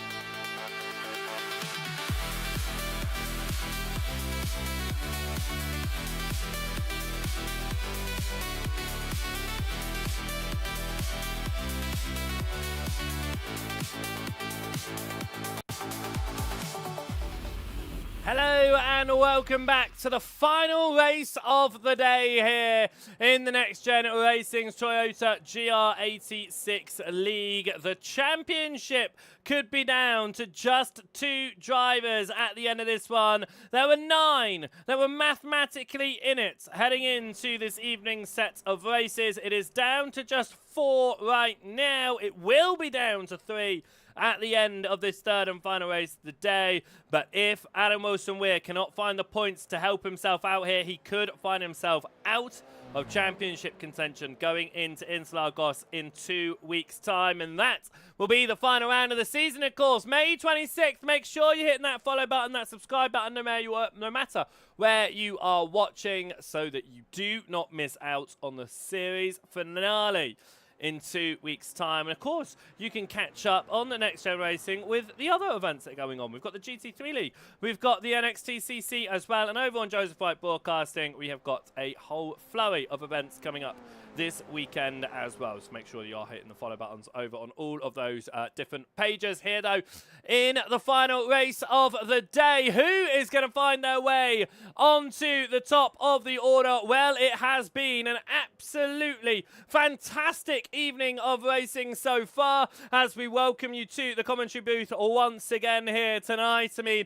we have had absolutely fantastic door-to-door battles in both races so far. It is not going to be any different here in race number 3. We've got a fully inverted field of drivers. We have got a longer race. We're looking at about having, I would say, 16, 17 laps into this one over the 11 laps that we've had before. We've already had the safety car massive wreck at the final turn in race number 1, which pulled out a very late race safety car, of course, only 1 racing lap at the very end of that one for drivers to find any position that they possibly could. It was much cleaner in race number 2. We saw a couple of cars around into walls, but no need for a safety car. Is that going to be the case here in race number 3? Well, we're going to have to wait and find out. Of course, as I say, the championship very much on the line here, and it is a championship fight between mathematically 4 drivers. But I haven't got Isaac Doble up there because he is not here today, which means that Doble is going to fall out of championship contention, and it will be remaining just these 3 drivers. Ben Oucher, 277 points to his name. He is currently 16 points clear over Jack Pittas. Pittas will be hoping to try and outscore Oucher by at least a few more points here today to set himself up into the best place possible going into the final round of Asking Interlagos. For Adam Wilson-Weir, you can see that he has fallen 60 points behind, which means if he is outscored by Oucher by 16 points here, he will find himself out of championship contention mathematically. I would say at this stage, unless he wins and Oucher and Pittas finish outside the top 10, I would say realistically, you could probably discount Wilson-Weir from the championship. But we'll keep him up there because mathematically, he is very much still in it. Ben Oucher and Jack Pittas, though, with only 16 points separating them. 25 points for a win, 21 points for second, 18 points for third. I mean, there's lots of points on the board right now for the drivers, so anything can happen between Ben Oucher and Jack Pittas going into the final race of the day here, and we are going to figure it all out because our drivers are getting onto the grid here for the final race of the day, and it is going to be a complete invert from your race 1 results, which means, sorry, your race 2 results, which means that Aidan Coleman is going to be starting the final race of the day from pole position. He was leading by quite a nice little margin in race number 1 before he sent himself off at balcony and out of the race. Drew Halloran will be starting in second position ahead of Thomas Potter. So two of our 2 new drivers actually inside the top 3. Kyle Thompson will be starting in 4th ahead of Benjamin Gregory. Lewis Mason will be starting in 6th position. Mark Hughes from 7th on the grid here ahead of Phil McDougall. Michael Wade will be starting in 9th position ahead of Nigel Stock. Lee Horn from 11th. Adam Wilson-Weir needs to do something for 12th position, but he is going to become very quickly under attack from Jack Pittas and Ben Oucher, championship rivals behind Jamie Dory will be in 15th position on the grid, and race 2 winner Nick Clibbins is going to have to get this one going from the very rear of the field. 16 laps will be on the board for this third and final race of the day. We're going to go racing for about 23-24 minutes of action out there. So get ready for the final race of the day. It is going to set up our championship going into the final round in 2 weeks' time. These Toyota GR86s, yes, the grids haven't been as populated as we often see at Next Gen Racing, but you cannot deny the absolutely fantastic racing that these Toyotas put on week in, week out. So it's absolutely great to see them out there. What is nice to see as well is the about 2 drivers that have decided to put on the correct banner on the top of their cars. But anyway, we are going to go green for the third and final race of the day. We are away with Aiden Coleman pulling away from pole position. Drew Halloran from second, but it is a decent start there from Carl Thompson. He's already jumped Thomas Potter up towards turn number 1 as the drivers all come through turn number 1. It's a lot cooler out there now. The temperature going from 50 degrees down to 22 degrees. This track is going to feel very different for our drivers out there as the temperatures have cooled off significantly. Lewis Mason trying to get around the outside of Lewis Gregory. He now gets under attack from Mark Hughes as we come up towards the balcony, up towards the front. No, Potter goes very wide trying to get his move done on Carl Thompson. Thompson gets it complete though by sticking it the long way around through the balcony and settles in for third position. Talking about settling in, that's what some of our championship contenders are having to do. For Adam Wilson-Weir though, he has already fallen behind both Pittas and Oucher. That is not what he needs, and he's got Jamie Dory now all over his rear end as well. That is a very bright looking circuit, the sun reflecting off the sand and hurting my eyes. We come through the final turn here with Potter back to the inside of Carl Thompson. He has managed to make his way up to third, but he's going to bounce along that curbing on the inside very heavily there. That was Mason off the circuit, but for Potter, because he bounced so heavily off the curbing, it's invited Thompson to get back through, and it's invited Gregory to carry all that speed to the left-hand side of the circuit and finds his way through and up the order as well as we come to turn number 1. It was almost 4 wide for a moment in the gaggle of cars behind, but Lee Horn leads this collection of cars. Mark Hughes, Michael Wade, Lewis Mason in this one. Jack Pittas, the highest championship contender right now, he is involved in this grouping of cars. He's looking to try and find his way up the order. Remember, he really needs to outscore Ben Oucher to put himself in the best stead going into the finale in a couple of weeks' time. That is contact. A lot of cars getting involved off the circuit. It is going to be Lewis Mason, the only car facing the wrong way. But then out of the corner as well, Michael Wade has actually gone around. So that's changed positions quite a lot for Pittas. He fortunately stayed out of it, but unfortunately Ben Oucher has been able to get his way through and still sticking with Pittas out there. Jamie Dory is all over the rear end of Ben Oucher and looking to try and maybe make up another position here as Phil McDougall goes to the inside of Nick Clibbins. A little bit of a wobble there for Clibbins, but he does keep it ahead of McDougall behind Hughes here, and that is Adam Wilson-Weir just behind all of this, looking to see if he can now find his way up the order early doors in all of this one. Right, let's have a quick of a look back here at what happened through the balcony. It was a spin already there from Carl Thompson. Oh, it was contact with Potter. It was contact with Potter early doors. That's what's caused all of that. And then that is how my Michael Wade went around out of that corner as well. But we have seen Mark Hughes down pit lane in this one as well. He's also picked up a penalty coming into pit lane, so I don't think we'll see Hughes continuing to race out there on this one.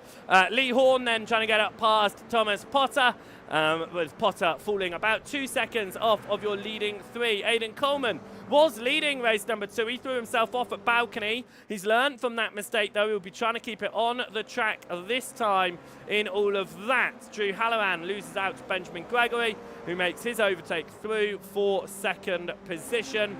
As we look, Ben Oucher has managed to get past Jack Pittas. This is important for Oucher in that championship fight, of course, because it means now that gap is going to have opened up to 17 points, which is going to put Oucher in a very comfortable position going into the final set of races in 2 weeks' time. Of course, not fully comfortable. There's still 75 points on offer, but by having 17 points between them, it'll be as comfortable as he can get. It'll be 64 points ahead of Wilson Weir as well, so not mathematically discounted, but Wilson Weir very much out of the championship fight. But this is Pittas looking to go to the inside of turn number 1 to try and regain his position past Oucher, but what instead it does is invite Jamie Dorey the long way round here to try and get around the outside of Rabbit's Ear. He has to fall in behind, and for Pittas at least it's a momentary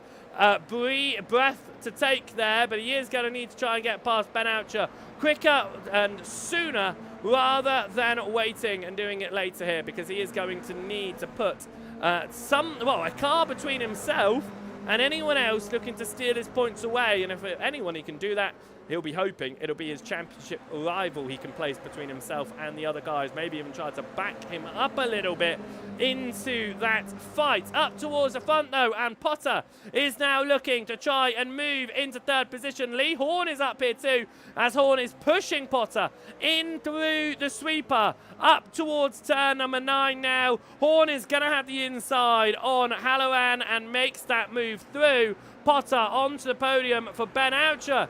He finds his way past Nigel Stock, and Pittas will be trying to follow suit as we come up towards the timing line. We are a quarter of the way through the final race of the day. 4 laps done.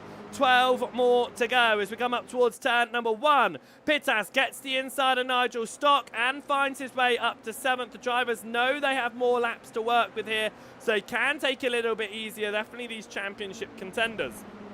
That is going to be Jamie Dorey looking to also follow through past Nigel Stock, but round the outside of Rabbit's Ear, unless you can keep it in for the end of the corner and therefore place it to the inside of this left-hander up towards balcony, it's not the best place to be. A little bit of a nudge there. Dorey taps the rear end of Stock. It was a little bit of a wobble on the back of the Nesquik car, but he keeps himself facing the right way. No harm done. They'll keep it racing for 8th position out there in this gaggle of cars that are running around. It stretches up to Ben Oucher in 6th. Oucher is a second off of Drew Halloran. It's certainly not out of touch neither. I would say a Horn and Potter up to 3rd. Gregory almost 1.5 out of Potter though, and then a further 2 to Aidan Coleman. We could be looking at a first-time victory for Aidan Coleman after what could have been a victory in race number 2. He threw it into the wall. If he can keep it together here, he could take home victory in his debut evening of racing in the NXTGEN Racing's Toyota GR86 league here. Across the timing line is Lee Horn going to look to get past Potter. No, he's pushing. He's trying to catch up to those at the front. Jamie Dorey is trying to get still past Nigel Stark as Wilson Weir gets to the inside of Phil McDougall. McDougall, though, into Rabbit's Ear, will have that inside line, that much preferred line. The long way round here, not working out for many drivers. Can Wilson Weir, though, keep his nose in? He has kept his nose in around the outside there, which puts him to the inside line up towards balcony. A little bit of the sand being picked up there from McDougall. Wilson Weir leaves the door open just enough into balcony to not squeeze out McDougall there, but it is going to be up the order for Adam Wilson Weir. For Drew Halloran, though, it is down the order and he's under attack once more here. It's a whole gathering of cars as Drew Halloran has had a bit of a slow run through the balcony section, and he is keeping himself now ahead of this collection of 4 cars. We will go and have a little look at what happened to Halloran in just a moment, but we're going to come through the final turn here of Sweeper, changing positions behind as they try to sort themselves out here and move back up the order. This is a proper fight going on right now for 8th position, as Jamie Dory is going to be on the outside of Drew Halloran up towards turn number 1. There's just enough space for a Toyota GR86 to make it between Halloran and off the circuit. And Dory carries the speed all the way around the outside of turn number 1. It will set him up perfectly for Rabbits here. For Halloran, though, he's on that wider line coming into Rabbits here. It puts Wilson Weir to his inside here, and he could place himself, if he can carry the speed, the long way round, the left-hander up towards Balcony. He's not going to, though. A little bit of a touch there with Halloran. Sends Wilson Weir off the track. Here comes Nick Clibbins. Wilson Weir, though, is now going to push it hard to the inside of Halloran, and he returns the favour. He gives a little nudge himself, pushing Halloran a little bit wide. Not off the track, though, but that is position for Wilson Weir, and now Halloran under attack from Phil McDougall. McDougall looking to try and take the move as we come up towards Wing's leg. It is side by side. Who is Nick Clibbins going to try and support here? Is it going to be McDougall on the left-hand side of the circuit? Is it going to be Halloran on the right-hand side of the circuit? He sits behind McDougall. It's going to be the long way round through the sweeper here. And he backs out. He's thinking, where's the best place to go in all of this? That was a car sideways through the final turn, and it was Jack Pittas. It was Jack Pittas and Ben Oucher. Have Pittas and Oucher, championship contenders, come together? I think they have. It's going to be a wider line from Oucher, and Pittas carries too much speed. He slams on the brakes. So it was contact that sent Oucher around, just about to avoid all the contact there as cars get themselves sorted. But that was Pittas made the nudge, and then Pittas backed out of it. He was not going to take advantage of taking out a championship contender. They both fall down the order. This is the fight for 3rd. Benjamin Gregory and Thomas Potter take the fight here. Potter tries to carry it on the inside line through Balcony, but Gregory can carry so much more speed that wider way around. He finds himself up to 3rd position. Potter 4th position right now. And you can see the trainer drivers have separated out a little bit behind now following that contact between Oucher and Pittas. It sort of caused a few drivers to scatter. What it does mean now is a little bit of breathing space for a number of them out there. Not for Drew Halloran, however, because Ben Oucher has jumped to the inside of Halloran through the sweeper up towards turn number 9. Oucher finds his way up into 10th position. Jack Pittas down in 12th, but will be looking to get past Halloran the moment he can get onto the rear end. The fight for 3rd continues here. As it stands, the gap at the front will open up to 18 points between Ben Oucher and Jack Pittas. That is a 3rd position finish amount of points. For Adam Wilson Weir, he'll be 52 points back. He will still mathematically be in with a championship. 75 points on offer in the 3 races in 2 weeks' time. We come up towards the balcony section, though. It is side by side with Gregory to the inside of Potter, and that is going to be Dory looking to try and get himself now in to the fight as well. He carries it all the way around the outside. He has to settle in behind, though. He is not going to be able to make that move for the time being, and Potter holds on to a current 4th position finish. Dory, remember, has worked his way up from 15th position on the grid. He is your biggest mover and shaker out there right now. Your other big mover, Nick Clibbins, he's up to 8th from 16th on the grid. He's not too far off of this fight for 3rd position. Potter looks to the inside of Gregory. The fighting for 3rd not only is allowing Lee Horn and Aidan Coleman to just pull away at the very front of this field, it also means that the drivers behind are very much getting themselves involved here, and this fight goes all the way down to 9th position. Dory to the outside of Potter. It is Wilson Weir to the outside of Stock behind. It is 2 by 2 into turn number 1. It is going to be the inside line for Jamie Dory over Potter here. Wilson Weir trying to gain that position over Stock as well, trying to get as many points as he can on the board over his championship rivals at the very front of the order. They are still side by side. Stock onto the sand on the outside. It will give Wilson Weir the overlap, but Wilson Weir drives it deep and loses 2 positions. Dory keeps it ahead of Potter, but Adam Wilson-Weir falls it down to 8th position. Nigel Stock retains the position, and Nick Clibbins makes his way up the order as well. And now Wilson-Weir could be under attack in just a few moments' time once again from Oucher and Pittas. We head through on winged leg now and up towards the sweeper, and it is going to be Benjamin Gregory leading this train of drivers. The fight for third that carries half your field in. Jamie Dory carries way too much speed into the sweeper.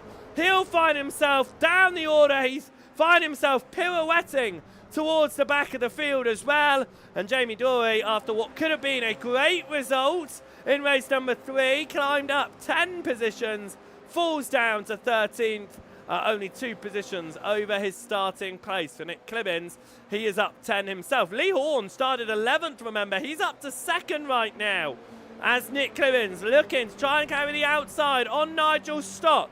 Through Rabbit's Ear, Clibbins side by side with Stock through the turn and on the exit. He can place it perfectly up towards balcony here. It's side by side between Gregory and Potter up ahead as well. Clibbins can't quite turn to the right hand side and get the inside line to defend from Stock, but can he carry the speed all the way around the outside? He certainly can. Adam Wilson-Weir here could potentially put his nose in as well. He certainly does. Wilson-Weir wanting to try and get some more points on this one. He has to stay behind Stock, though, for the time being. Ben Oucher now onto the rear end of this train of drivers as well. Will be looking to move his way back up towards a really strong result here, with Jack Pittas still about a second off of this train of cars. This could be what defines the championship right now. Clibbins holding the outside line, gets past Thomas Potter. Can he get past Benjamin Gregory? He carries a lot of speed out of the final turn and up towards turn number 1. He goes for the outside. Behind is McDougall looking to get past Wilson-Weir on the outside as well. Clibbins can't do it the long way round. There's a little bit of a nudge. He's going to find himself onto the sand. Everyone on the outside line found themselves onto the sand. Clibbins gets back on though, has the inside through Rabbit's Ear, and Nick Clibbins holds on to 3rd position ahead of Benjamin Gregory. Stock and Potter now side by side behind. That's going to be Stock onto the sand. He gets it settled. Potter back into attack on the outside of Gregory in towards balcony, and it's going to be Potter looking to the inside. And these two have been fighting all race long. Every time a driver's come through, Horn, Clibbins, they've made their move past both of them, and these two continue fighting. Stock keeps McDougall and Wilson-Weir at bay. It is side by side between those two, and here comes Ben Oucher to make it 3 wide as we come through Wings leg. It is 3 wide in the fight for 6th position here. 2 championship contenders involved in this one. Oucher backs out behind,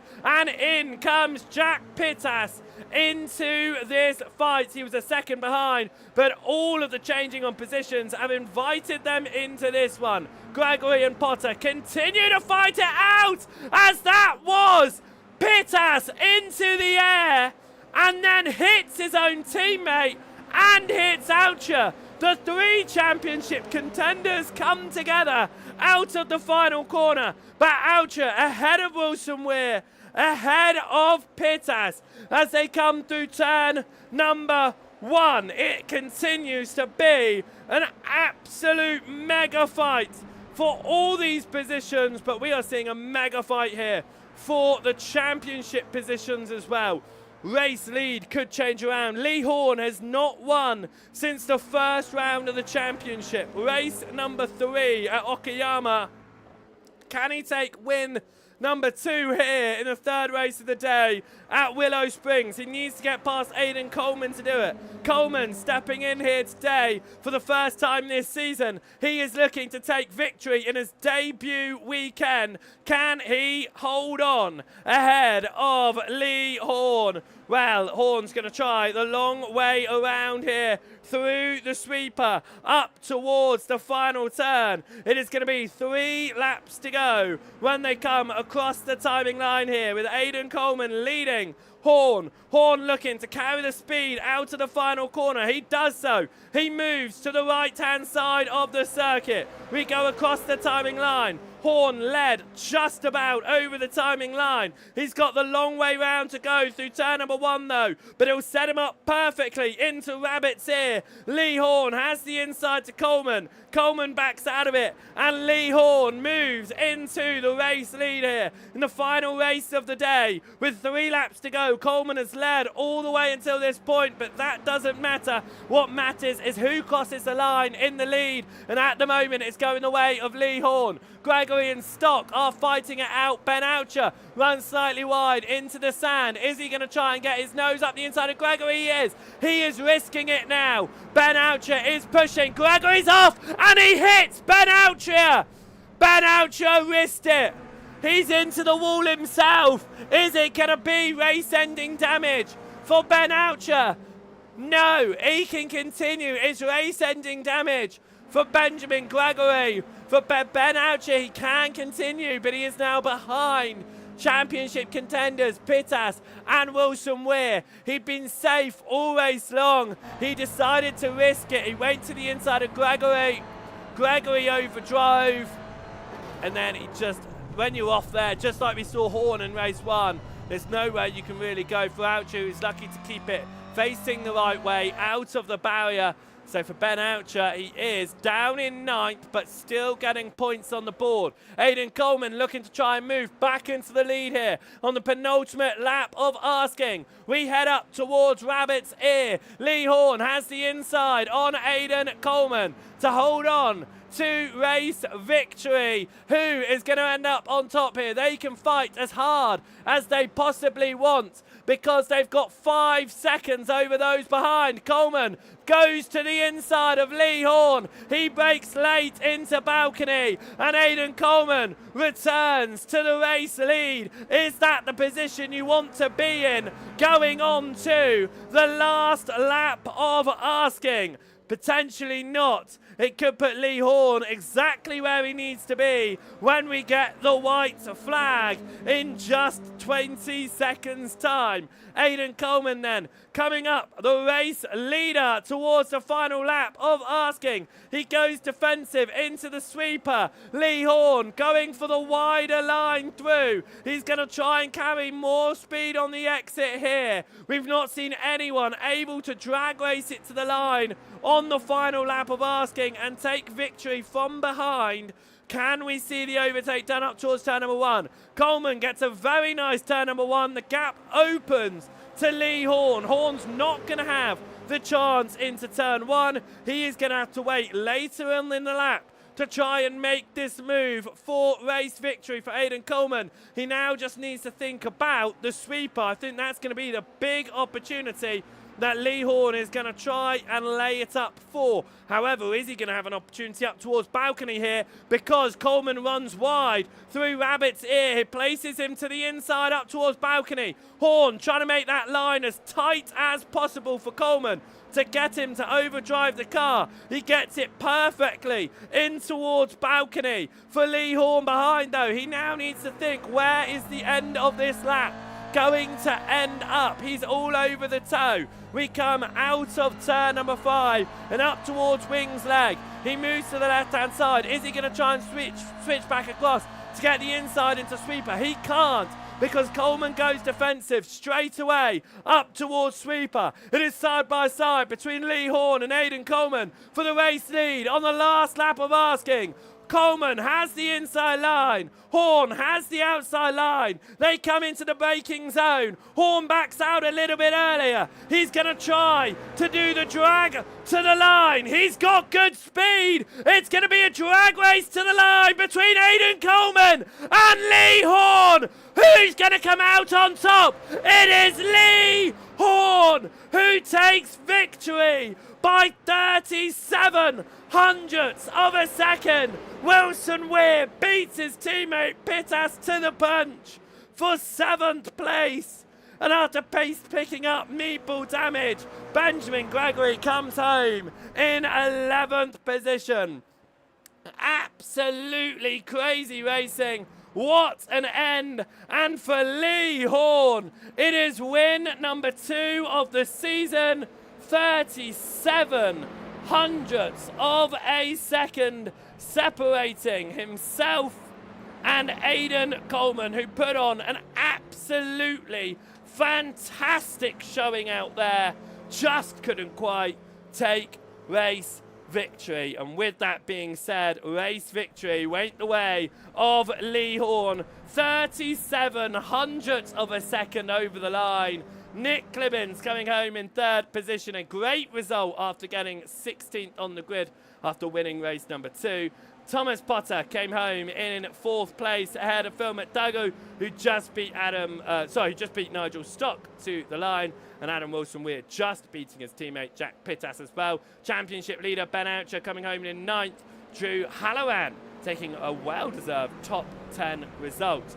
Benjamin Gregory came home in 11th position ahead of Lewis Mason. Jamie Dorey taking home 13th. Carl Thompson in 14th. Mark Hughes taking home 15th, and it was 16th position for Michael Wade at the end of that one out of the race. But for a second time this season, Lee Horn takes race victory, and he does so in dramatic style through the final corner. He set it up for a drag race to the line.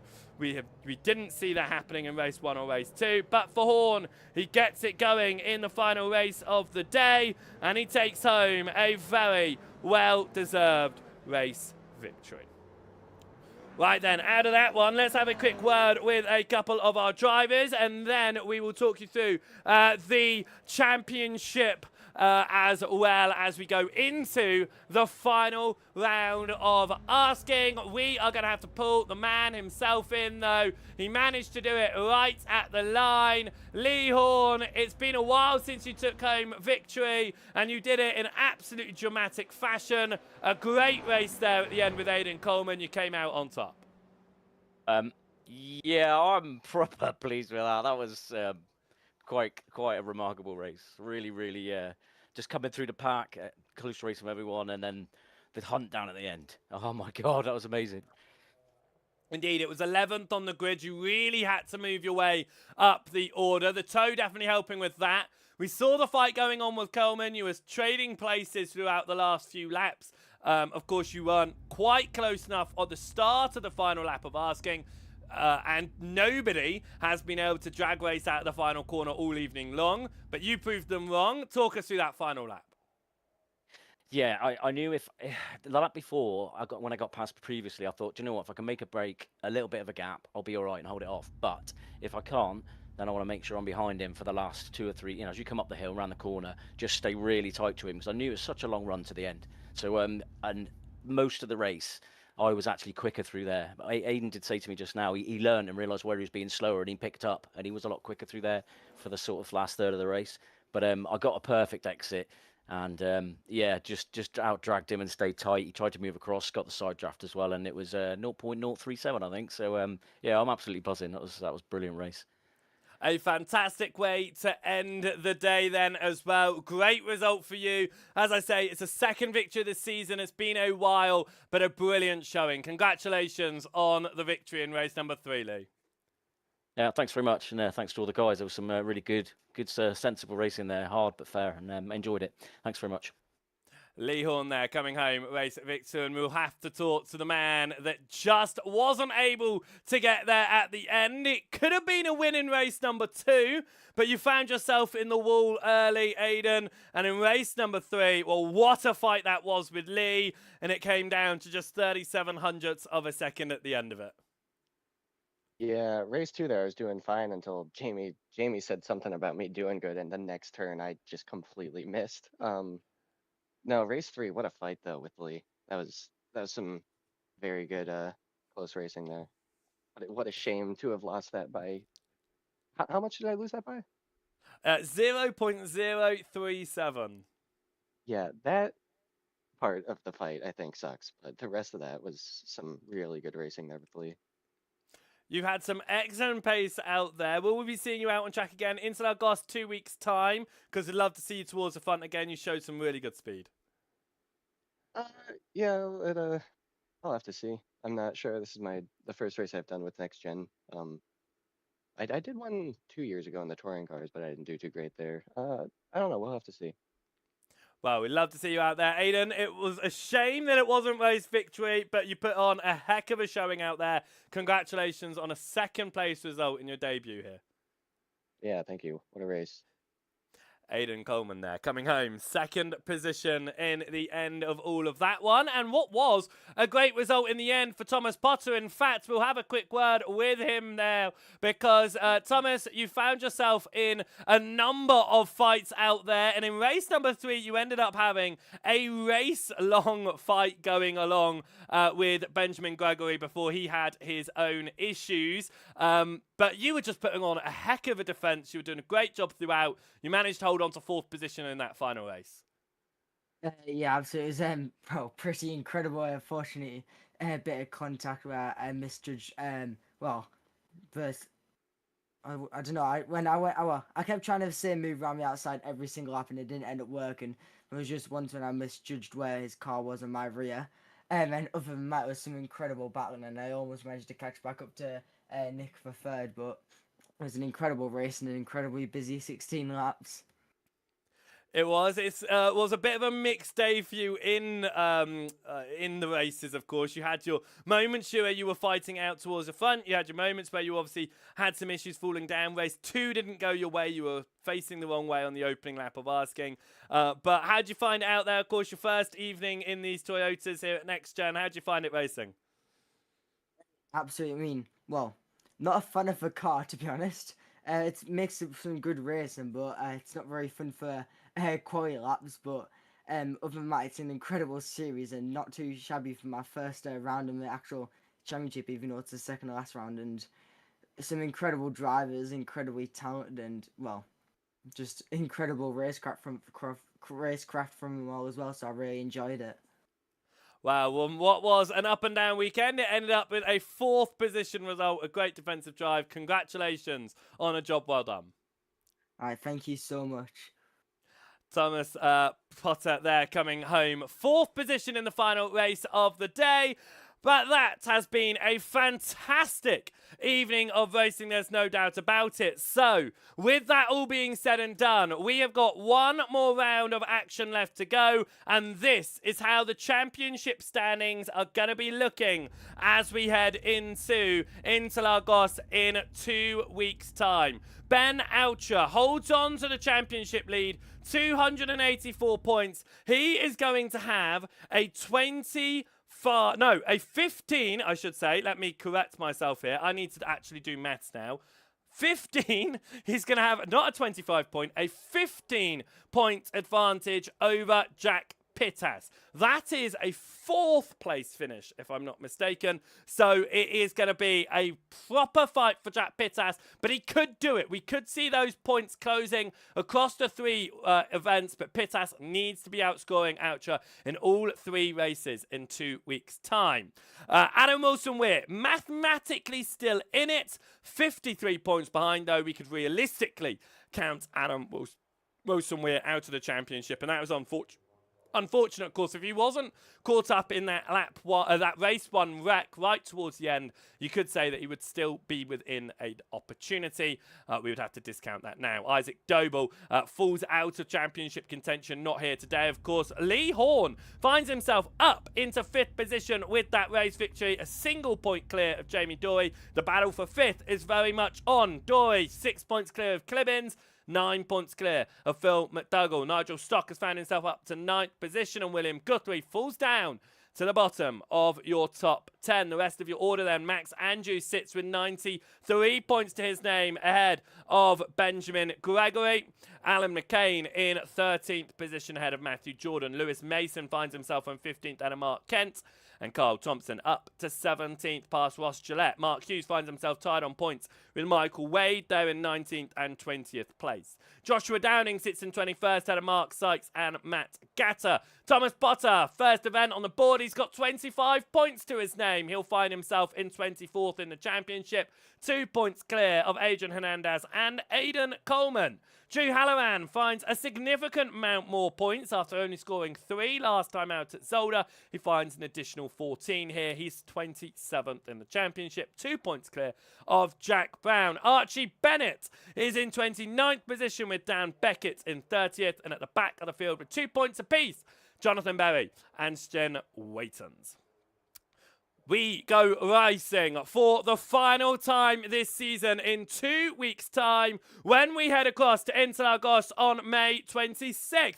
If you're watching over on any of the Next Gen Racing channels, make sure that you are hitting the follow button over on Facebook. You're hitting the subscribe button over on the YouTube. You're notified when we go live for the final round of Toyota action. We've got the last 2 rounds on the NXTCC coming up over the next 3 weeks as well as the continuation of the GT3 Championship. And of course, when those all come to a close, keep your eyes out. The next set of races will be coming your way, and here at Joseph Wright Broadcasting, we'll be happy to be back to bring you more racing coverage. What that does mean is if you head over to the Joseph Wright Broadcasting page, hit the follow button on the subscribe button over there, you can keep up to date with all of what we do as well. We're going live a lot more this week for various events, touring car action, endurance racing action, Porsche Cups as well, so make sure you're joining us over on Joseph Wright Broadcasting. Here though is a good evening and good night from Next Gen Racing and Joseph Wright Broadcasting. We hope you have enjoyed the fantastic events out there this evening, because I certainly have. It has been